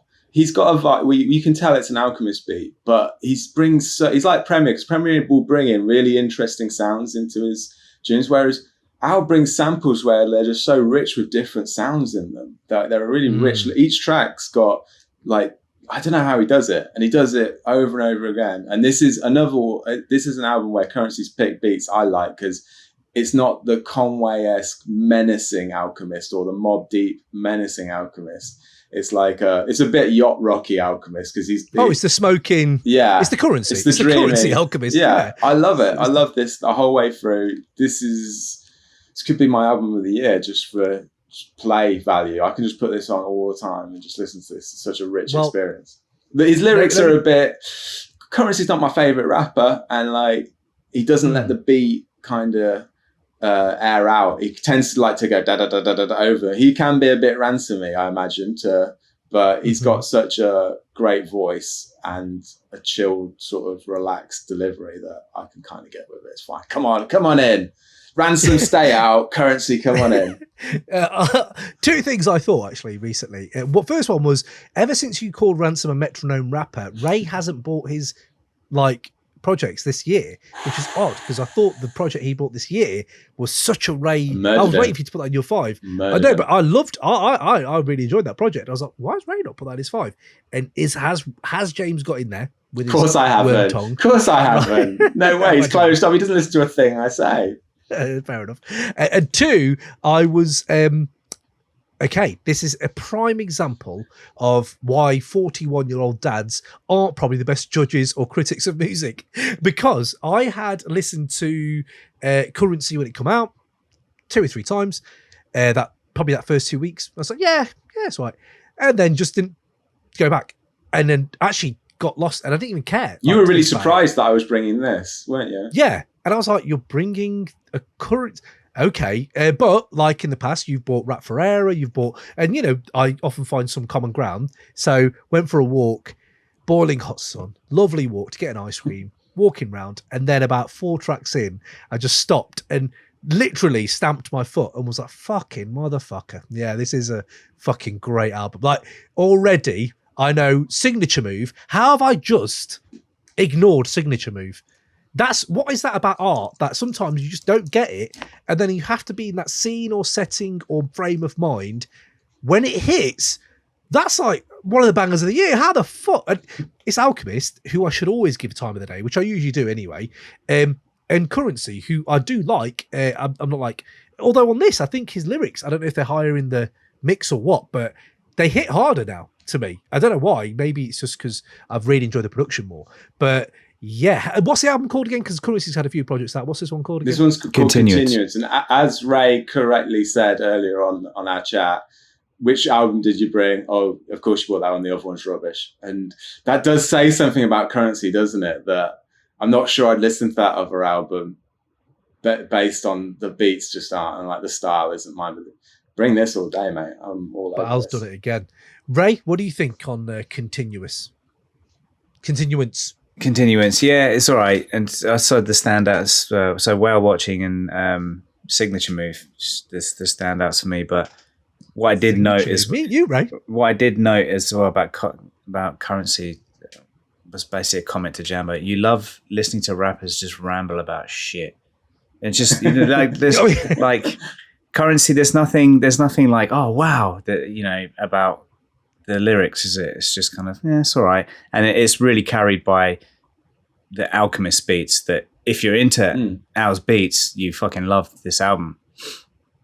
Mm-hmm. Yeah, I'd agree with that. Yeah, Currency's not like I said, Currency's, he's like a meat and potatoes rapper. He doesn't, he's not flashy. He's just chilled in the background. You occasionally get a little, like his line about the gender reveal, that little line he throws in. He occasionally comes out with something quite clever, but you're not going to be going on Genius anytime soon going, oh, that was amazing. But I do, but not every rapper has to be that, does it? For me, it doesn't. It's a good, it's just a good listen. Like, it just sounds good. Like, yeah, you're not saying that making me go, oh, fucking hell, rewind that. But it just sound good. And you are in pockets, like, he's not like all the time, I don't feel. I think he is in pockets. Sometimes you've got to sort of, the reason why Nas was such a good rapper, especially on his first album, was you had amazing beats, but he didn't stamp all over them, which you can't say for another project that's going to be brought up here, which has really good beats, but the rapper on them just can't let the beats. He has to shout over everything. He's got to sort of outdo the beat with his rhymes on every single song. Okay. Yeah.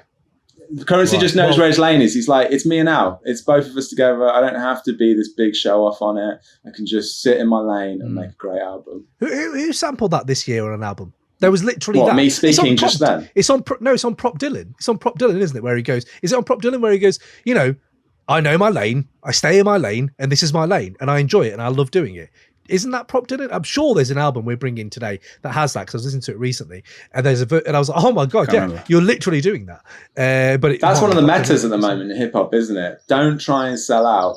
Like, if rappers were doing this in the 90s more, there'd be a lot more successful rappers. They'd had a longer career, a lot of them. Like, but you reach for the sun, mate. You fucking sometimes your wings get burnt, but you got to go for it, man. This is why our Ghostface episodes have been so good, and Ray's been on them for the Patreon, because you realise he does fucking reach for it at times, and it doesn't always work. But fucking fair play, you did, and now do what you want. Right, so let's go back into the chat then before we go into my next one. Here we go. Ninja Rose's top 5 here. Billy Wood's Aethiopes, Elucid, I Told Bessie, AJ Suede, Metatron's Cube, Kendrick, and then this was one of my, I want to bring up the chat now, might as well. Def C and Boathouse, right? It's a brilliant what's it called again? Mate, Def C's a rapper, Boathouse is the producer. Let me quickly find, because Ray, I do feel like for all debts public and private, it's called. This album, I'm sorry I couldn't bring it in my 5. I fucking love it. The whole album is brilliant, and it's right up your street, Ray. Like the beats are banging. His rapping is. I'm so glad, and big up on Def C, by the way, because he tweeted my chat with Next Movement podcast that really got me into his stuff. And he's brilliant, and the intro is amazing. Even intro is what it's called on that. Is probably one of my bangers of the year. Love that track, as is Ragnarok. But so there you go, Def C, Boathouse there for him. Osman Iqbal Conway is very much scaring the hose music. It really is that, isn't it? That's the meme going around, and we know what that means now. So yes, it is scaring the host music. Osman Iqbal Ray brought Ransom's joint project with Rome Streets for 2021. You did. I did. You did. That's a full year between projects. He's not even bought anything this year. We'll talk about it. Plenty of time. There's plenty of time. He's learned his lesson. It's good. It's actually good though. This album. It's not like but he's saying shit, man. Ransom is saying some shit. But okay, my next one then. Let's go. Number 3. This is ranked. I've got it ranked at the moment. Raj's son, Iblss. I am sorry if I've got those, if his name wrong, but I'm going to go with Iblss as I go into this. I've never heard of him. I heard of this just on my timeline. I believe it was Blood Money Perez. Big up, man. I think you had it on your TL somewhere. You were tweeting about it, and holy fucking shit. What a fucking album. The artwork, I've even thought, do I get that artwork for the house? So big up Iblss. I actually have been thinking, I've been wanting to get some art in the house. Broken C-Fax. You're going to put Broken C-Fax on there? Broken C-Fax in the house. I actually really like the art, but it is Broken C-Fax, basically. But yeah, it is good. I do like it. No one would know apart from you. But so Iblss, I did a bit of digging. Obviously, I don't know who this guy is. New York-based producer. So he's done stuff with Akai Solo load. So I understood, because I love Akai Solo. Well, I wouldn't say love, but I like Akai Solo a lot. I need to get to that project, which goes bang. He did some stuff with Kelly Chris. It's been amazing. But so that's his background. Got it. Got into this. The title's dedicated to his dog, which is beautiful. And I think I've read something about it. It's him taking his dog out for walks is this album's kind of muse, should we say? And I thought my kind this of album. Yeah, I like this. Right, and this would be an album that is brilliant for dog walking, and it made me think of rap music to walk dogs to, which then links in from the same people who brought you hip hop to go kestrel watching to. If you remember, that was one of the things I was listening to Alfredo, and there's a track on Alfredo that I was like, oh my God, this is perfect when you watch kestrels hunt. Same thing with this. Northern. Raja's son Iblss is music to go and walk dogs to. Go and walk your whippet to this, and then get a pint of bitter. Pint of bitter, get your whippet, and get a pie, sausage roll, whatever you like. But if I can just wax lyrical about his album, because I don't think enough people have talked about it, if I'm being honest. And it's very independent. It's truly, truly beautiful for me. It's not even about anything in particular. Very beat tapey, but because it's not about many things in particular, there are features on it and they are really good. And he does have these definite moments of words or skits surrounding identity, history, general spiritual fucking vibes and shit are in there. A lot of it, I can imprint my own feelings and my own thoughts onto this album, and it's such a liberated fucking thing. You know, when someone's not telling you what they think, and it's almost like art, like it's abstract art. You can go in there and go, yeah, I'm going to just feel this about this because that's how I feel. And I almost don't want to read any more about this. This is what this song is for me. This album is full of that. I want to go into a few tracks, but James or Ray, what do you guys think to Iblss? Have you heard Raj's Son, and what are your thoughts to it? Ray, do you want to go first? You're itching to get to this. You can't wait. Oh God, yeah! There's so much. You've been banging this every day, I imagine. He's leaning in. Yeah. Go on then. Whoever's got it. My notes say just no. Okay. That's fine. It didn't grip me. It didn't grip me. The beats didn't grip me, and there's not much lyrics, is there? So. No, it's a beat. It's more of a beat tape. Yeah, I would say that it's. So that's why. But that's yeah. Yeah. So it's a no from me. No from you. Okay, James, are you leaving me hanging? Where are you? Of all the tracks with rappers on, even Akai Solo, who I quite like, could do without them. Just take them off and just make it a beat tape. But then you wouldn't have been able to bring it to this because it wouldn't. You've got strict rules about beat tapes being bought. The beats are lush. Really like them. I really like what you said about art that you can. I think that's a deliberate choice with a lot of art, and films as well. It's why all heroes tend to be bland in Star Wars films, so we can imprint ourselves onto them and feel that we're in the film a little bit. But lush, really lush beats. I'm putting a lot of these into my instrumentals playlist. Dangerously close to the, what's it called? Lo-fi hip hop to do your homework to at times. Oh yeah. Oh, definitely. I've not got a problem with that though. I've not got a problem with that. I do like that. I will do, work to that music sometimes. But so it's not like groundbreaking, but it is lush. You could definitely do yoga to this. Yeah. Oh, mate. Pro Evo Master League is made for this. Like, I literally, it's just, you know what it reminded me of? And I think I've got a few moments as well in it where there are just moments in this that take me back to the first moment I fell in love with beat tapes. Oh, okay. Well, when I fell in love with beat tapes, I think it was in like, you know, like little transitions on Tribe or De La Soul or Primo was great at it. He'd put like a little Pete Rock does it all the time. Every song seems to have a little bit at the end. Yes. All those, like, so there's a track on here called Manjet Mesquite. I don't know what that means. What was the purpose of the Celestial Now? It's been ringing in my head. I do not know what it's about. I do not know what it's, again, kind of things I can just make my own mind up to. So that kind of vocal sample got me, and it's always been there because it's in part of the song. But that is one of my favorite songs of the year, and the piano keys and the vocal sample take me all the way back to what I wrote here, to the womb comfort of first falling in love with beat tapes. And yes, womb comfort is now. So I was right. It is a bit like when you were born. That's lovely. It is womb comfort. Someone's been smoking a lot of weed this week. I got that good shit, man. I got that fucking icky. Do you smoke? Do you smoke much, Ray? Do you smoke much weed? He's a cop, man. Can't be smoking. He can't. This is interesting because I think that you could literally. It shows that musical taste. Like you're the biggest druggie here, Cam. A lot of big like time. psychedelics and stuff like that. So yeah, and then there's me in the middle, sort of bridging the divide, and then there's Ray, cop. Probably the most he does is a line of coke to get really angry and beat up some criminals. Like Bad Lieutenant. Yeah. He's full on Nicolas Cage. He's not doing mellow drugs. He's not like doing, he's doing sort of. He's amped up. Yeah. He's poppers on the weekend and punch someone's face in.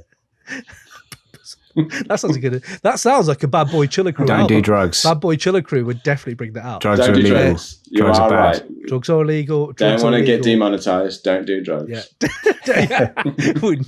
Not even monetized yet, I think. But yeah. So that's what. Yeah, you're right. It is that. But it has it all over this. Black Vessel, same vibe. Love that. Achingly beautiful, and I still need to rewind it today, which is a big thing, right, for me. Like, I don't this year more than most years in 2022, I feel like I found my good shit early and just haven't really branched out much further. And it's odd because it doesn't feel, usually I'm like, oh no, I need to check this, I need to check this, I need to check this. Ray spent his whole life like that. He got his good shit in like late 90s, early 2000s. He's never bothered since. Not interested. And he's just there. Love that. Exactly. But then, so this has been rinsed. The trees are talking to me. Beat switch on that is one I want to talk about. I also have a little shout out to Quelle Chris. He steals the show on Bebe's piece. One of my verses of the year is an honorable mention there. And Masai, Son in the Night, she's great as well. There's a guy called Zero on here. So be it. His singing and rapping style works so, it's like sublime with the bed of music like this. Never heard of him other than that. Nappy Nina as well. Brilliant. Just a great album. I'm glad that I got to talk about it a little bit here as well. So Quelle Chris though, and we talked about Alchemist as well. Big up anyone who went to the Action Bronson, Alchemist and Earl Sweatshirt gig in London, in Brixton, because Quelle Chris came out and did a track with Earl, and it was fucking great. And Alchemist was brilliant, and Action was, what a night. Great show. Hip Hop Gigs, they're back. Love it. Brilliant. Let's go. And Arm & Hammer this year. Fuck, what a year. Right, so Ray, okay, so James has got one left, I'm guessing. Yeah? Yeah, I think so. Yeah. James has got one album left. Ray, what album are you bringing next, my friend, to your favourite year of the year so far? By the way, we're at 7:30. We're doing really well tonight. Really that's because well. I'm producing. I've got producer head today. Yeah, I'm impressed, mate. It's been very strict. I like it. Ray, don't fuck it up. What you got next? Can I speak? Big old pause. Can go on. I speak? Okay, fine. Paul Wall, Termanology. Okay, talk your talk. That's just, it's weird. It's just the combination. It's called Start to Finish, and it's the combination of rappers that you didn't know you needed. Like, what's Paul Wall and Termanology doing together? It's very odd, isn't it? It is. It's like they couldn't afford a full album, so they had to share one. Yeah, but it's weird. It's because the beats as well. maybe they're more Termanology kind of beats, but they're just kind of chilled and they're just kind of. It's not like the deep bass kind of southern shit that you'd usually find Paul Wall on, but it's just a really chilled album, and they're both. It's just a really interesting combo. I keep going back to it, and it's just this one tune, "Recognize My Car," is just. There's certain tunes that, like, on my walk to work, and there's a walk where there's a moment I listen to a podcast on the train, and then when the train arrives, I'm like, there's a 5-minute walk. There's enough time for one tune from the train to my desk, basically. So, and that's just, when you're like, oh, quick, because I get caught out because I'm not paying attention to the train stopping. I'm like, oh fuck, all right, what am I going to listen to? What am I going to listen to? And this, but if I just find this on the playlist, I'm like, that's the one. That's the one. Actually, my recent go-to recently, just to give you an idea of how important this little walk is to me, is Nas Is Like. So if Recognize My Car is getting up there ahead of Nas Is Like, Wow. Anyway, it's a good tune to start your day to. Who's on the beats on this? I have only just listened to it. I'll be honest. I have last 2 days maybe. No idea, to be honest. Really enjoyed it. Yeah. Really enjoyed it. And the production hit me more than anything. I was like, oh, right, this is quite interesting. Let's go. And yeah, like, I never asked for this. I never even thought about this. Yeah. But it's here. And wow, okay, cool. We've got that, right? Is that not a better universe to be in, maybe, that we've got it than we haven't? I don't know. James, where are you at with it? I want to know, first of all, as a follow-up to this album, which of these 3 albums would you prefer? Both of you you can answer this. Would you prefer Mike Jones and Saigon, Chamillionaire and Papoose, or Lil Flip and Apathy?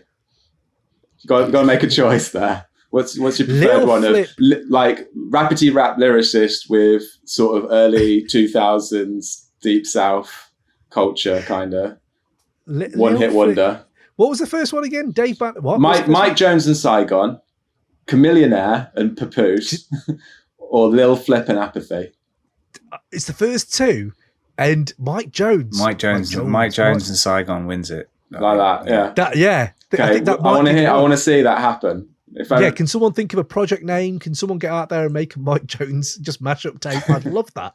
That'd be, what the fuck? But is that not what we could have put? Paul Wall and Termanology. Oh wait, hold on, Paul. They've got fucking start to finish out. It is an album for people who did like mashups in the early 2000s, who wonder where Bootcut Jeans and Little John went.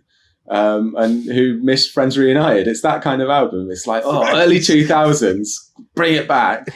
I didn't hate this. It's not my thing. It's got some horrendous choruses on it. It was entertaining, and it made me appreciate King Crooked even more, because he comes on it. Yeah.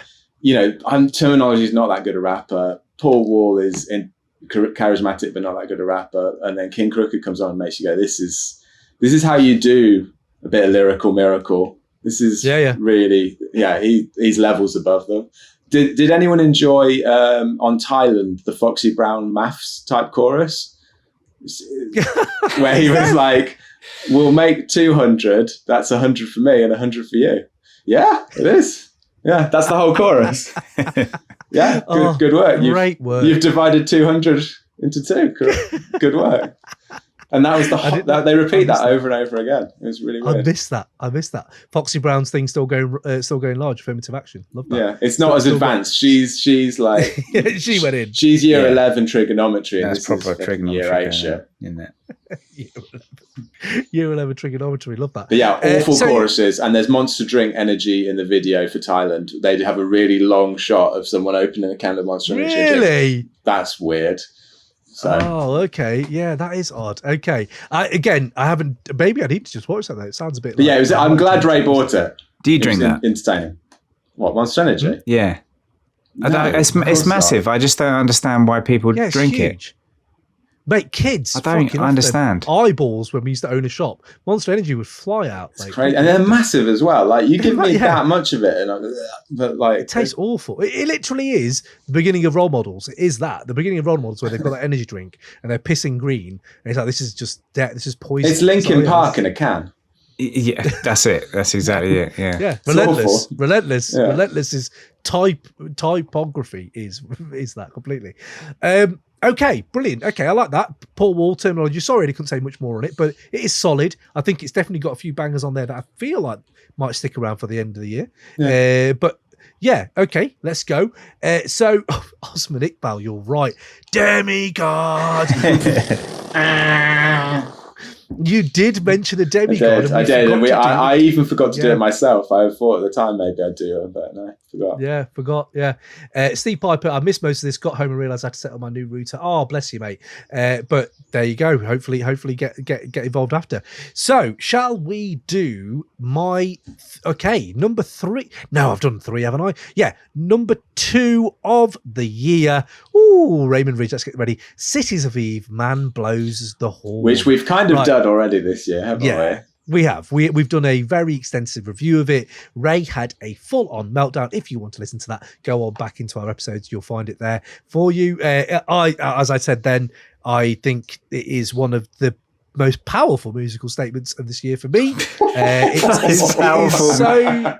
It is. It's got this variety to it. It's got fucking identity. It's got my idea of like, oh shit, yeah, you don't like people.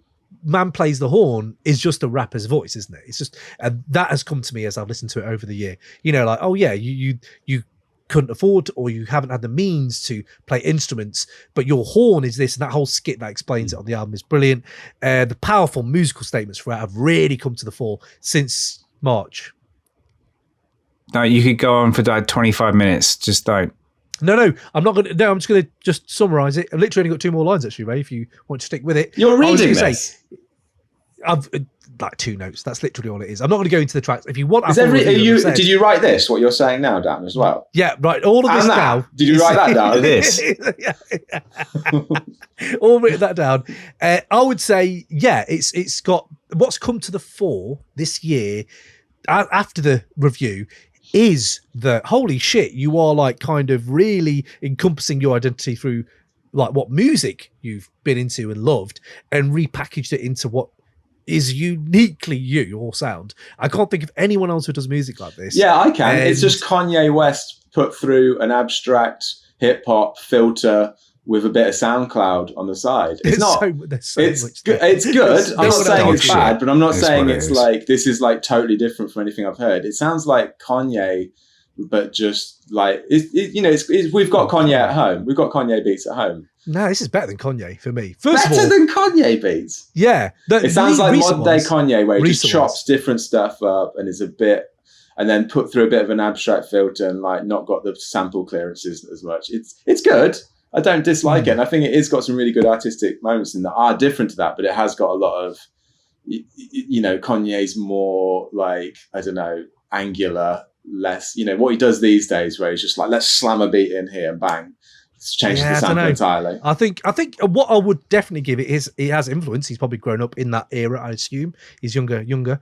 But I would say, I can't see. I can see it as a part of that school, but I can't see it as like a prevailing factor. I think it's influence, definitely. Like, I wouldn't say it's a rip-off of it, but like, yeah, there was moments where like Kanye. I could imagine Kanye has thought about this and then gone, Kanye will rip this. No way. This is ripping Kanye, definitely.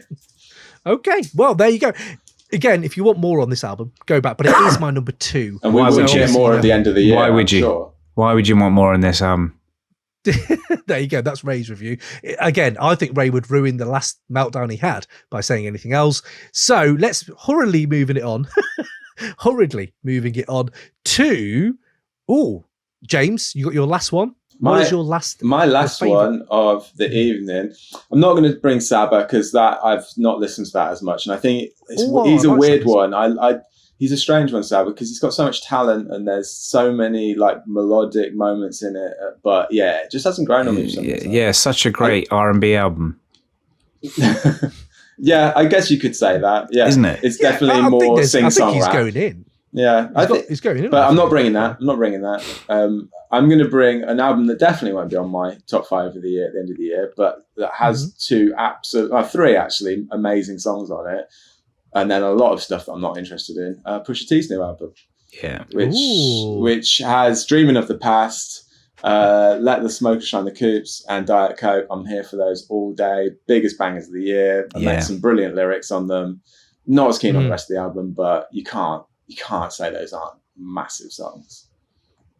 Absolutely. 100%. Yeah, he's fucking... Yeah, it's honorable mentions for me as well. It was on my 5 for a while. Kendrick dropped, and I've just rinsed this more. But yeah, I'm unsure if it's going to have the staying power of Daytona, because I found myself listening to Daytona few years after. Yeah, I still listen to it. I'm not sure. Daytona back to back, all the tracks are great on it. I could listen to that all the way through. This, not so much. It's really patchy. I'd definitely say one thing. Pusha is one of the rappers of the year, though. Like, throughout this, he has got lines and lines and lines. He's not my rapper of the year. We're going to get to that. But he is one of, I would say. And I would think one of the features of the year for me as well is, can we just shout out fucking Malice? And to have Malice back and think, oh, shit, Clips reunion would be just perfect. I think they actually performed. Well, Alan Partridge then. Meh. I liked hearing him back, though. I thought his verse was wicked. I can't remember what song it's on. Yeah. No? It's just more... Okay. It just sounds just like Pusha, but less into drugs. More into God. I thought they complemented each other really well. So lyrics on Dreaming of the Past. Bro, you brothers ain't flexing, you cramping. My weight keeping brothers on the bikes like ambling. Love that. The logo for Spielberg, yes. MGM Gambling blew a small mansion, annoyed because this bitch called Lanvin. I can't even do it, but yeah, I like the fact that he's just annoyed the pronunciation like that. And then even Kanye comes with one. I used to watch Fresh Prince and hope the house would be mine. Could have bought it, but I didn't like the way the kitchen was designed. It's just such a middle class lyric, but I loved it. Yeah, it is. It really is. It does. But it has their moments. Like, what's that? What's the start of Diet Coke again? Yesterday's price is not today's What's price. What's that from? Because that's Fat Joe, isn't it? What's that from? Fuck, I can't. I'm going to look it up now because Please show us. Yeah, people out there, let us know.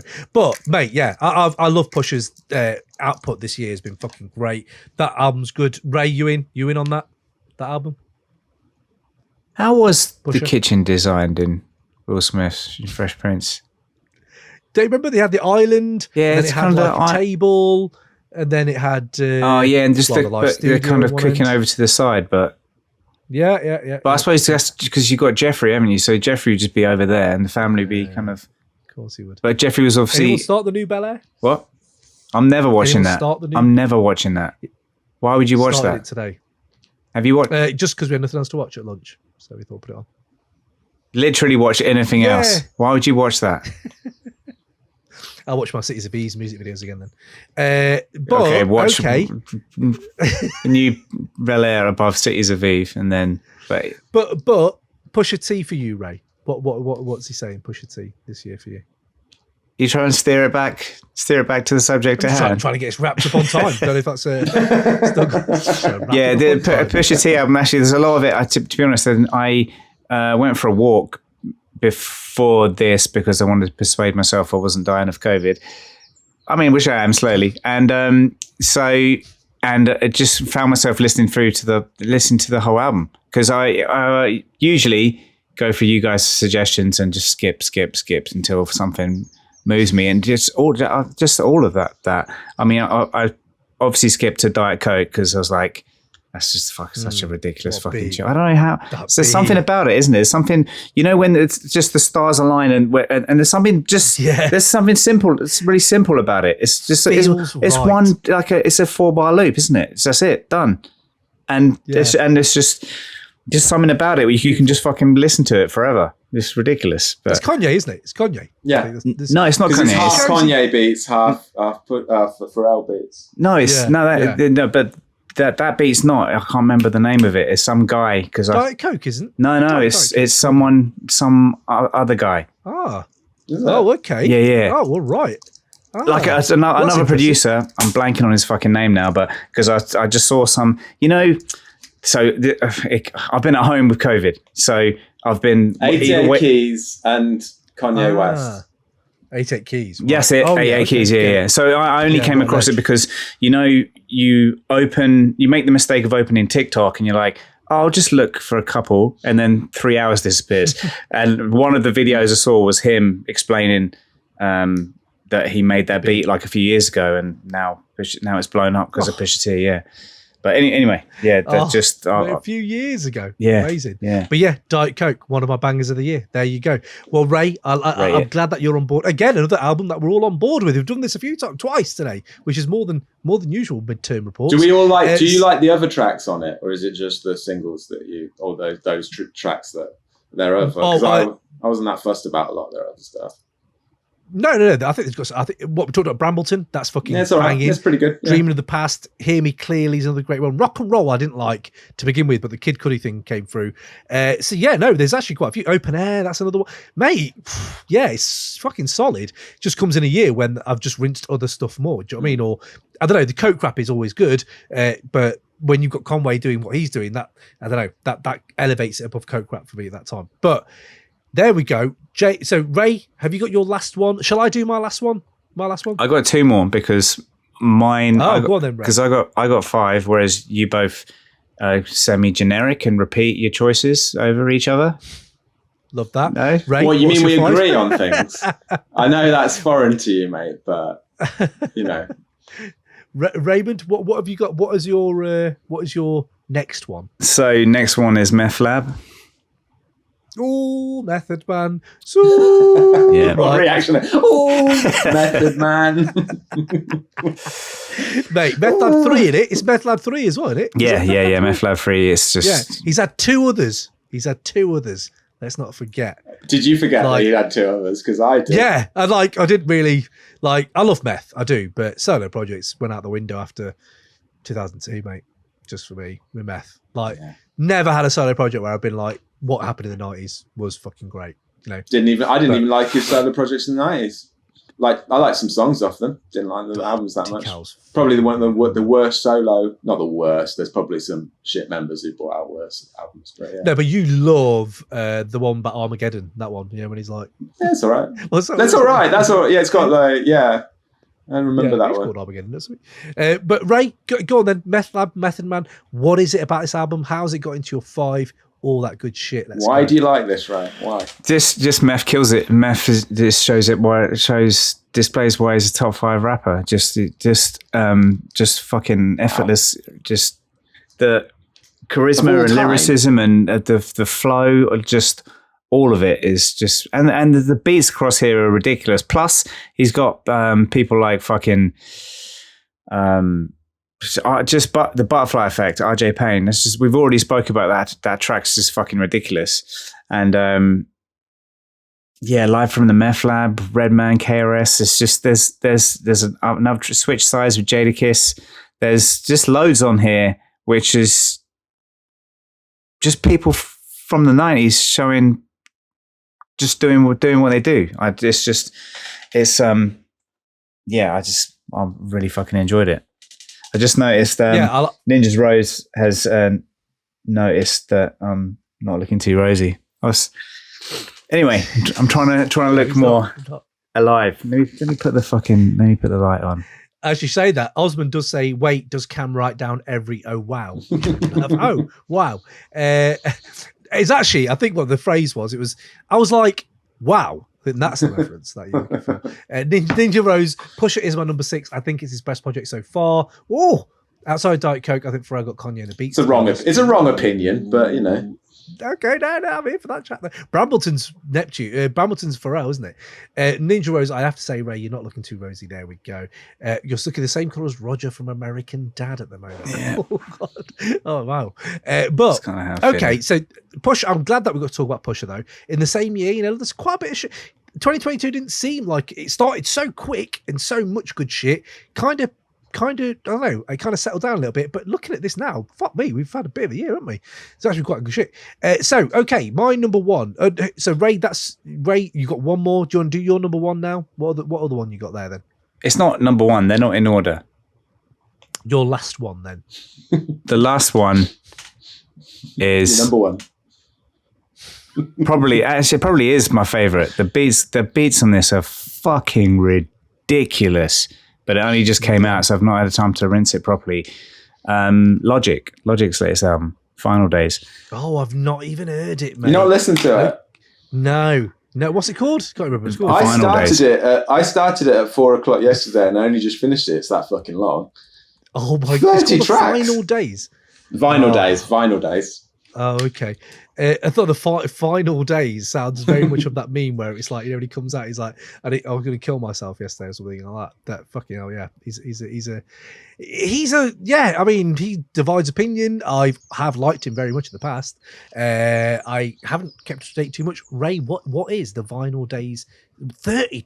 I mean, Jesus fucking Christ! Literally within this same recording, we've got both of you fawning over Kendrick doing a fucking double album, going, "Oh my god, oh god, look how much he does some. He pulls tracks in from he's got so many tracks. Oh wow," fawning over him for fucking ages, and then the very next minute we're talking about someone else's as a similar length album. You're like, "Oh, 30 tracks." I didn't say that. It's not a similar length. It's a way longer album. I didn't say that at all. What I actually said was, Ray, the funny thing is, if you let me finish. No, Ray, I'm not going to let you finish because you're ironically not letting me finish. So anyway, if you literally paid attention to the thread, if you paid attention to the thread, I'm not getting a mini metro. It was too easy not to do. Sorry, it was too easy not to do. No one's listening to what you say. I literally didn't hear what you said because we're both talking. So I don't know what you're trying to do. So I've basically already gone through the 30 tracks and I sent you both a playlist with only 12 tracks that are worth listening to because the rest of them are nonsense. I did the work for you. I didn't realise you'd done that. I did see that you'd put less and then I went to the full album to listen. I listened to the whole album. I'm doing my motherfucking homework. Wow. That was your first mistake. Wow, Ray. Is it? Did you? Yeah. I was surprised. What I was going to say was that. It's like I thought Ray... The one thing you've always flown the baton of are drums, and I don't like long albums. What's different about this one to other ones you've not liked that could have moments that are good, but there's just 30 of them? Don't try and find consistency in his opinions, mate. No, but I genuinely want to know, what is it about Logic's like one that made you go, actually, no, this is fucking brilliant? But Logic actually has lyrics. It actually has bars. And the beats, but you got to check out Quasi, Tetris, fucking hell. Some of the beats on Tetris here are just Logic name. But Logic title. Yeah, it totally is. But also the tune is a really fucking Logic tune as well. You just have to. You got to check it out. This is what I've said in the past, and I know. Oh, and there's a primo. Else... There's a primo tune as well. Oh, of course. Well, there you go. That's how you get rust in your end of the year ones. Just have a primo track on it. Got rust. I'm in when I'm always here to hear a bit new primo, mate. But the interesting thing is that I've said this before. Ray doesn't see the bridge. Interesting what you think, James. But I do feel like it's an oddity that you love Logic, but you hate Kendrick so much. Not even the fact that you won't give Kendrick the time of day, but for me, Logic kind of is Kendrick. Like they're so absolutely nothing like each other at all, anyway. But I will show you YouTube videos which show you that they are. He literally does what Kendrick does. No, he doesn't. All I'm saying. Okay, there we go. Ray's, you willing to watch that video? Nice. Okay, cool. Just want to know. I wasn't listening. What video is this? I was just saying, Logic is Kendrick to me. He says they're nothing like, and that's what I find really interesting. I don't think they're anything like one another. Nothing alike at all. No. Okay. You heard hip hop before, mate. Yeah, no. Oh, he blatantly rips Kendrick at times. There are moments where I'm like, he rips everyone though. He's a culture vulture. He does. I mean, that's a bit of a. That's a really. Well, not culture vulture, but he's a magpie. He steals loads of stuff from like yeah, he does all the way from. I mean, he does tapes. it. He's one of the. Yeah, he's Tarantino. He's like, I'm saying I'm doing it, so it's okay. I'm doing it, guys. And like, but he even called them the Tarantino tapes because he knows he's doing it. Yeah, but so he knows. Yeah, but it's like I've just punched you in the face, but I knew I was punching you in the face. I knew it was bad. I knew it was bad that I did it. But I'm not saying it's bad. That's the thing. I don't think it's been bad. But where my thing stumbles is I don't understand why you hate one so much but love the other so much, and the disparity be that big. But because Logic does the whole rapping a lot more on his. He does a lot more lyrical miracle stuff, and like if you like that, he's the guy who I was saying earlier. He's never seen a beat and look for. Oh, I shouldn't go too crazy on this. I should make this a really good piece of music where I sit in with the beat. Like instead he's like, how many lyrical backflips can I do on this track? And I don't hate it. And I listen, like I said, I listened the whole way through. It's not got any awful songs on it. It's got a lot of stuff that I wasn't that fussed about. And the beats, there's some really good beats on it. It's just, and I don't even dislike Logic, because like Pitchfork hate Logic. The review they wrote for this was really scathing. It's just, he does a lot of bars that are empty bars, which was why I'm surprised. He's got punchlines occasionally, but he's got a lot of empty bars on this. Not saying anything kind of thing. But it's all, Which is what we said Vince was saying. Vince Staples had the same problem. That's what you felt about Vince. I felt like Vince had a lot more sort of emotional heft to his album than this on this. But the weird thing is, Logic does bring that emotional, like, racial identity, fucking suicide shit. He has done that. Like I haven't heard this album. Yeah, on this album, he sounds like he's doing the Eminem thing where he was, or at least he did get pissed off. He's got an interesting bit about Fantano. There's a whole verse about Fantano on this. Do you know what? Anthony Fantano's pointed out the Kendrick thing, if I remember correctly, actually, in one review. Okay. But yeah, go on. But yeah, so what did he say about Fantano? That he just talked about how he wanted to kill him after like hearing his reviews. He wants to kill. Oh, what? As in, like, he's come to terms with it now. Maybe? Yeah, he's come to terms with it now. But like, so stuff like that's kind of interesting. Like, it's not a bad album. It's not a bad album. Just if you love Logic, you'll love this. And if you don't, then. But yeah. But do you know what, Ray? Do check that Def C album out, because I'm wondering, out of these 5, these are 5 actually quite good albums. I don't think there's one album I'm like, what the fuck? Like, it's pretty. But then again, I usually think that with yours. I never really think there's one that's fucking dog shit. Mind you, I haven't done that with James either, so I suppose it's just me not seeing the shit. You like everything. Did you like, Ray, did you like his Doc D stuff that he did? Do you listen to that at all? Logic did an album under the pseudonym Doc D last year, where he was doing, it was a bit of a sci-fi Space Odyssey themed album. I haven't heard Osmond's talking about it literally as I said, but yeah, it was quite good. I'm just looking at the chat. It was quite good. The beats on it, I think you might like it. Yeah, it was Doom inspired. Yeah. He says, Osmond says, Doc Destruction is Logic doing a quasi Doom impression with his voice pitched. I'll be honest, that really makes me feel a bit chundery inside. But yeah, I get you. I feel like that because on this he mentions like, I love Dilla beats, and I'm making a beat that's a bit like Dilla, and it's a bit... I don't mind you doing that, absolutely, but voice pitching, you're going that again. Let's.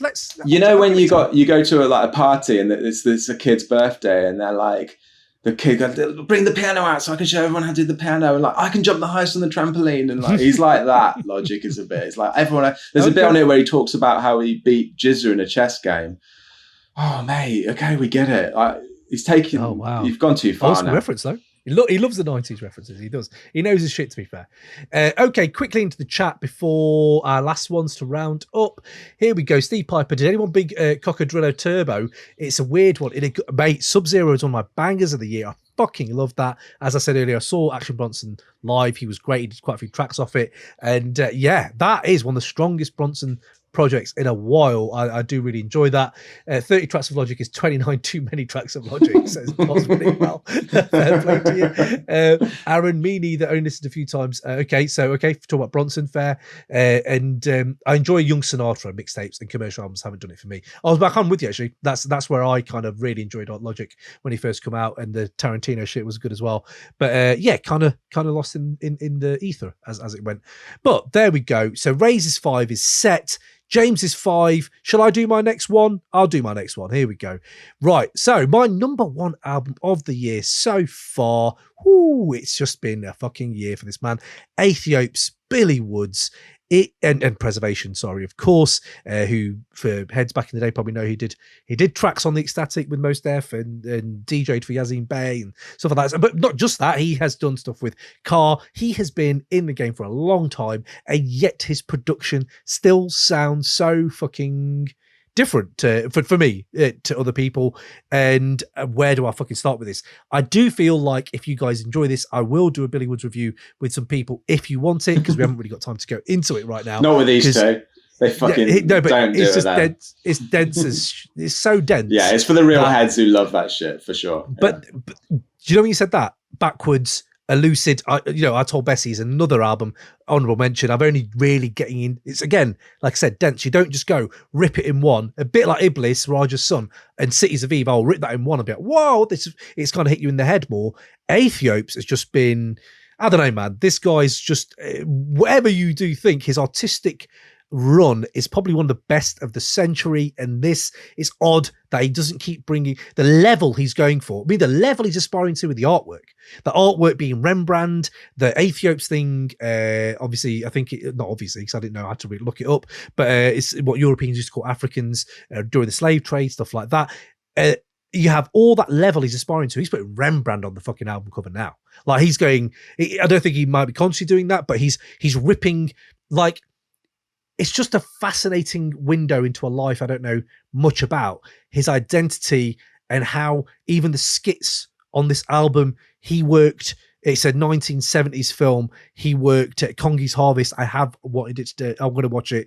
And he's worked for decades just to license these things. For 20 odd years, he's been working to get licenses, and it drops like this. And you think, fuck, this is still pertinent to now. And you've had it in your head for 20 years. Like, what kind of artist? It's just kind of fascinates me. He's quite beguiling.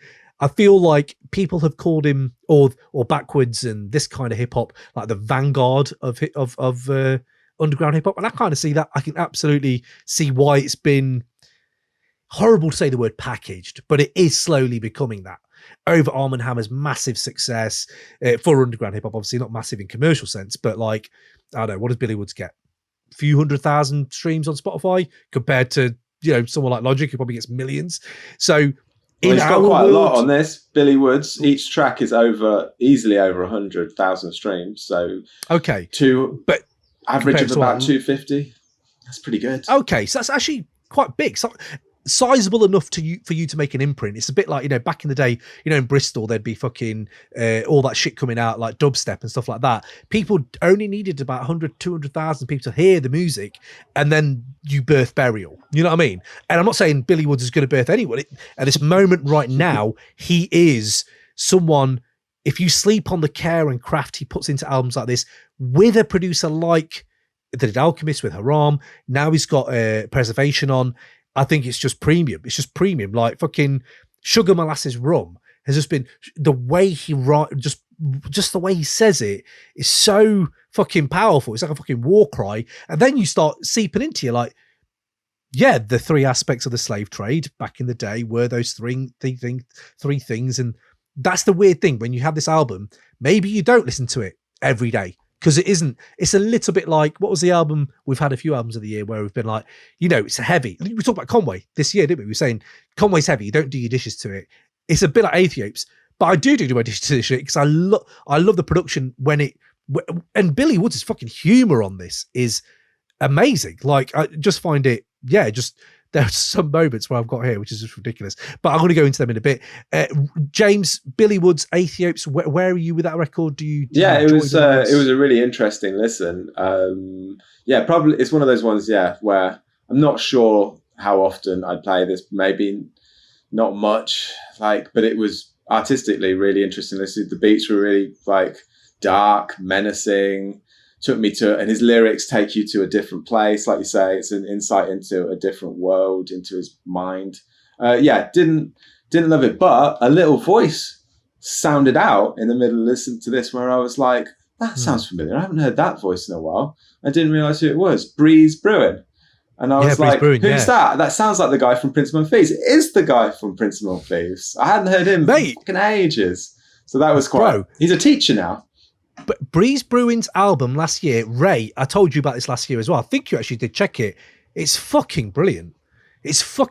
Like, Ray's got it all locked. It's just lines. It's just bars. But he's talking about teaching.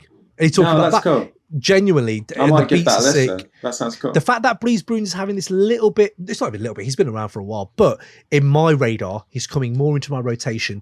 That is one of the positive cuts of the year for me. Him and LP, and not just doing LP and him like cutting bits up, genuinely making it a to or fro posse track instead of just... It's not a posse track unless it's got 4 people on it. I think you should know. You of all people should know that, Cam.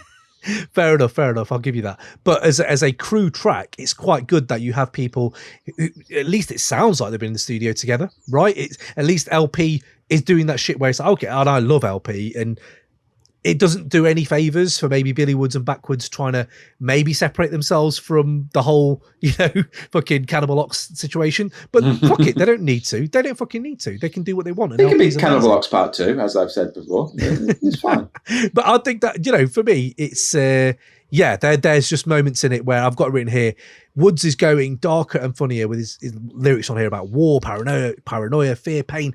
But it's fucking funny. And unlike Conway, Woods and Preservation bring it into another dimension, which makes it more rewindable for me. Whereas Conway, as an honorable mention for me, but just cannot get that rewind out of it as much now over the year. And just fucking innovative singular hip hop. What are you saying to it, Ray? I know Hiding Places you enjoyed, I think, back in the day. But since then, you've not really been up on Woods too much? Or is that I think he's one of those, he's a Marmite, like you love him or hate him kind of thing. And for me, it's just it's just like a poetry evening, like just spoken word. And you're just there, like, and I just find him a bit, I don't know, arrogant or preachy or just like, he is a bit. Yeah, and I just it just turns me off. He also isn't that interested in like sitting in the pocket of the beat, is he? No. But it's spoken word. Exactly that. It's very spoken wordy, and I'm just it's not what I came for. You know what I mean? Yeah, getting shouted at by an angry man isn't necessarily the vibe. Where's the boom bap? Actually, I'm doing it now. Are you going to do it over a boom bap beat or not? No? Fuck, Bill, Bill, what are you doing to me, Bill? Come on. You're the Billy Woods of this podcast. This podcast is kind of that though, isn't it? This podcast is kind of just an angry man being shouted at you. But again, look, this is it. Like I said, Marmite maybe. I think that opening bars like, fucking hell, what's he say? I think Menzgutu Hale Maram is my neighbor. Whoever moved in has put up an automated gate up. That was like, who the fuck is this guy? Why are you telling me about African history? Obviously, he has history from all over the world. This is one thing he does really fucking well. I know people have noted this in reviews before, but I just want to bring it to you guys as well. The way Woods brings today's, what I gather is the black experience in America, which is what he is referring to with Arm & Hammer and some of his shit, all the way round to that experience being global and historical it's just kind of amazing. Like, it is just noteworthy. We need to realize this guy is who else is fucking doing that? Immortal Technique did shit like that, but his was way more blunt, way more to the point. Billy Woods is doing it where he's talking about that, then he'll talk about something else that's nothing to do with it. Then he'll make a sports reference, and then he'll talk about eating chicken whilst his missus is sleeping on the couch and he's watching documentaries. So although you guys have that angry, I don't think he has. His anger is pointed in the fact that you guys did this shit. It's all very subversive. It's all a bit more like hidden within it. Definitely there is anger, righteous anger, you could say, from his point of view, maybe. But I think like when you're saying stuff like, I've got this other shit here where he just says, hold on, I've got it here. Heavy Water. What is a multiverse Benzino? When he's talking about, I'm the multiverse Benzino. What the fuck is that? Like, what does that mean? In another multiverse where Benzino didn't diss Eminem, is that what he's trying to say? or is he? I don't know. And the Source magazine's still going. But this is what I mean. I think that No Hard Feelings is one of them, where he just another one where he will give you different interpretations of the song title. He sticks to concepts if he's going into that. The beats on this are fucking insane. Like, oh my god, Savage, Christine, Harlem, that beat switch, Fatboy Sharif, big up, Heavy Water, Smith and Cross. One of the saddest fucking tracks. Remorseless is one of the saddest tracks I've heard in hip hop since, I think it was Sins of the Father by Carr all those years ago. And fuck me, Remorseless. Wolves, another one, 9X. This is Posse Cut 9X. I think that might have it. Who is it? Elucid, Demot Vesey, Quelle Chris, Billy Woods. There we go. Posse Cut of the year. That's a Posse Cut. Yeah, official. Here we go. Stamp. Here we go. This is what I'm talking about. When his opening bars, it's anger, but it's humor. When he's like, fucking, the future isn't flying cars. It's Rachel Dolezal absolved. Yeah, that was on Fantano. He mentioned that, and I looked it up. It was kind of, that's the woman who is like sort of doing blackface every day. Claims black ancestry. I think she even was Native American at one point, and just has been kind of falsified. But that's what I'm talking about. That's the cleverness and depth he brings.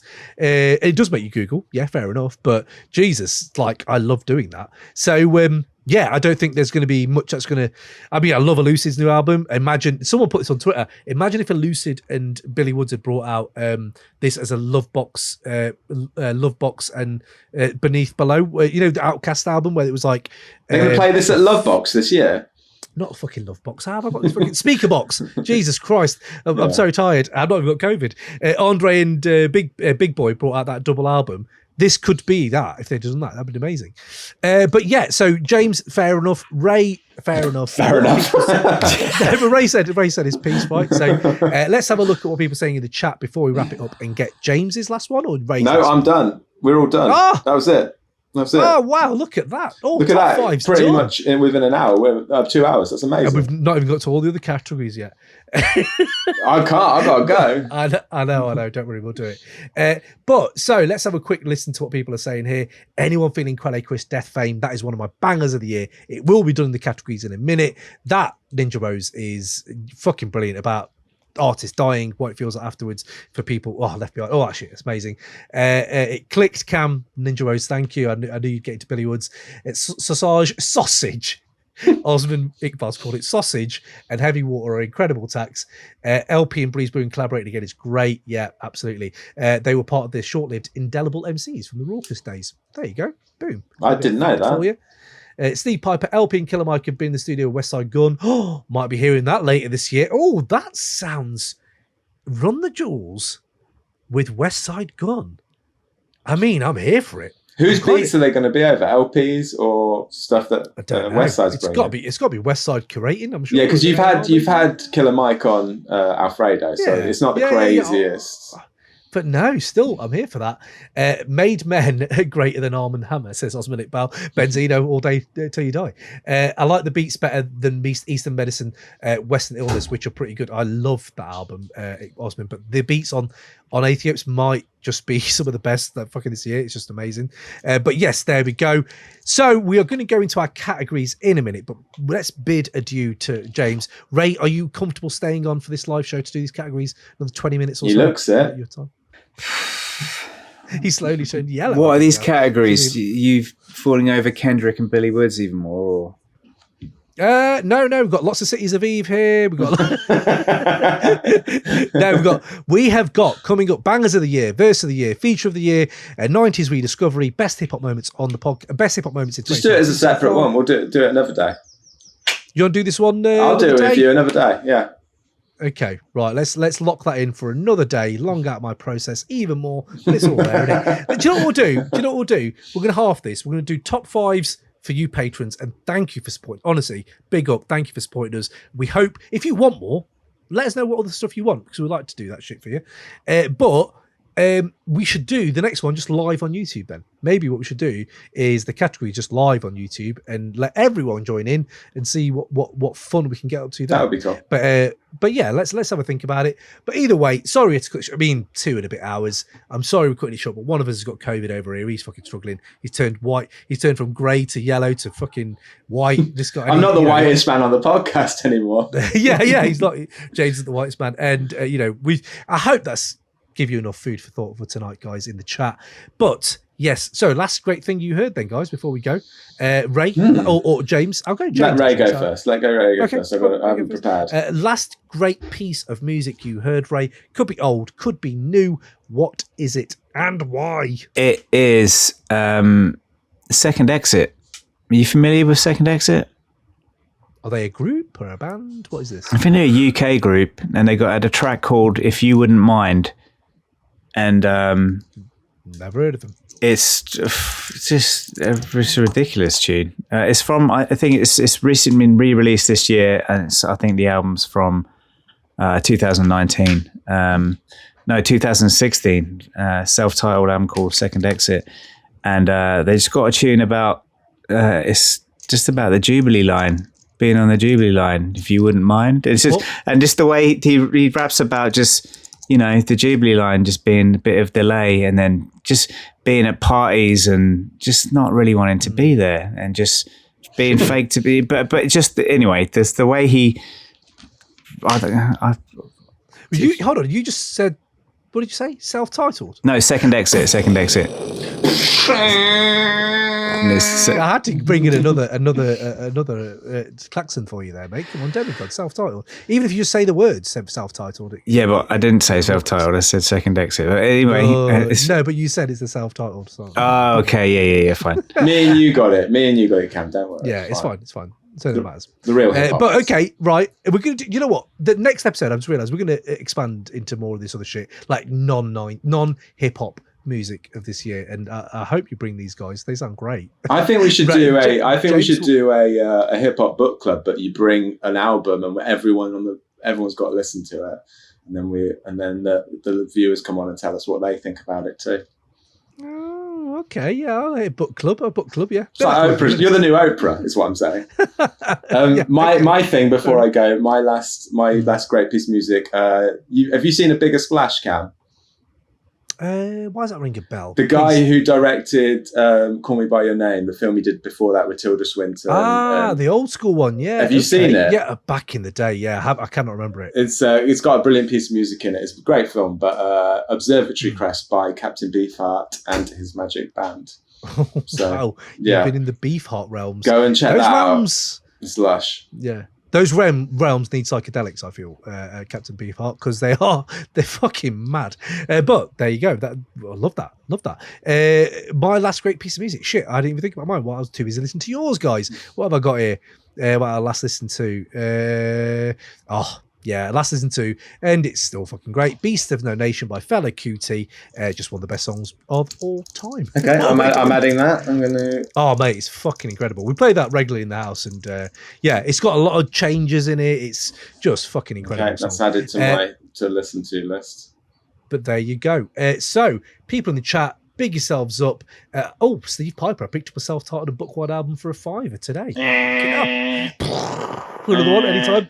That's amazing. Okay, wicked. Well, thank you for joining us in the chat, guys. Thank you everyone for tuning in. Go tell your mum, go tell your dad, go tell your brothers, your sister, everyone. Create Your Weight is out here doing its good shit. Raymond, thank you for joining us with COVID, mate. Go to bed now, mate, and get better. James, thank you for joining us from your Padstow existence over there. And yeah, we shall catch you guys soon. Big yourselves up. Boom. And yeah, just tell us about your favourite albums as well. Let us know. Cheers, guys. Thanks, guys. Peace. See you later. Peace. Bye. Peace. Peace.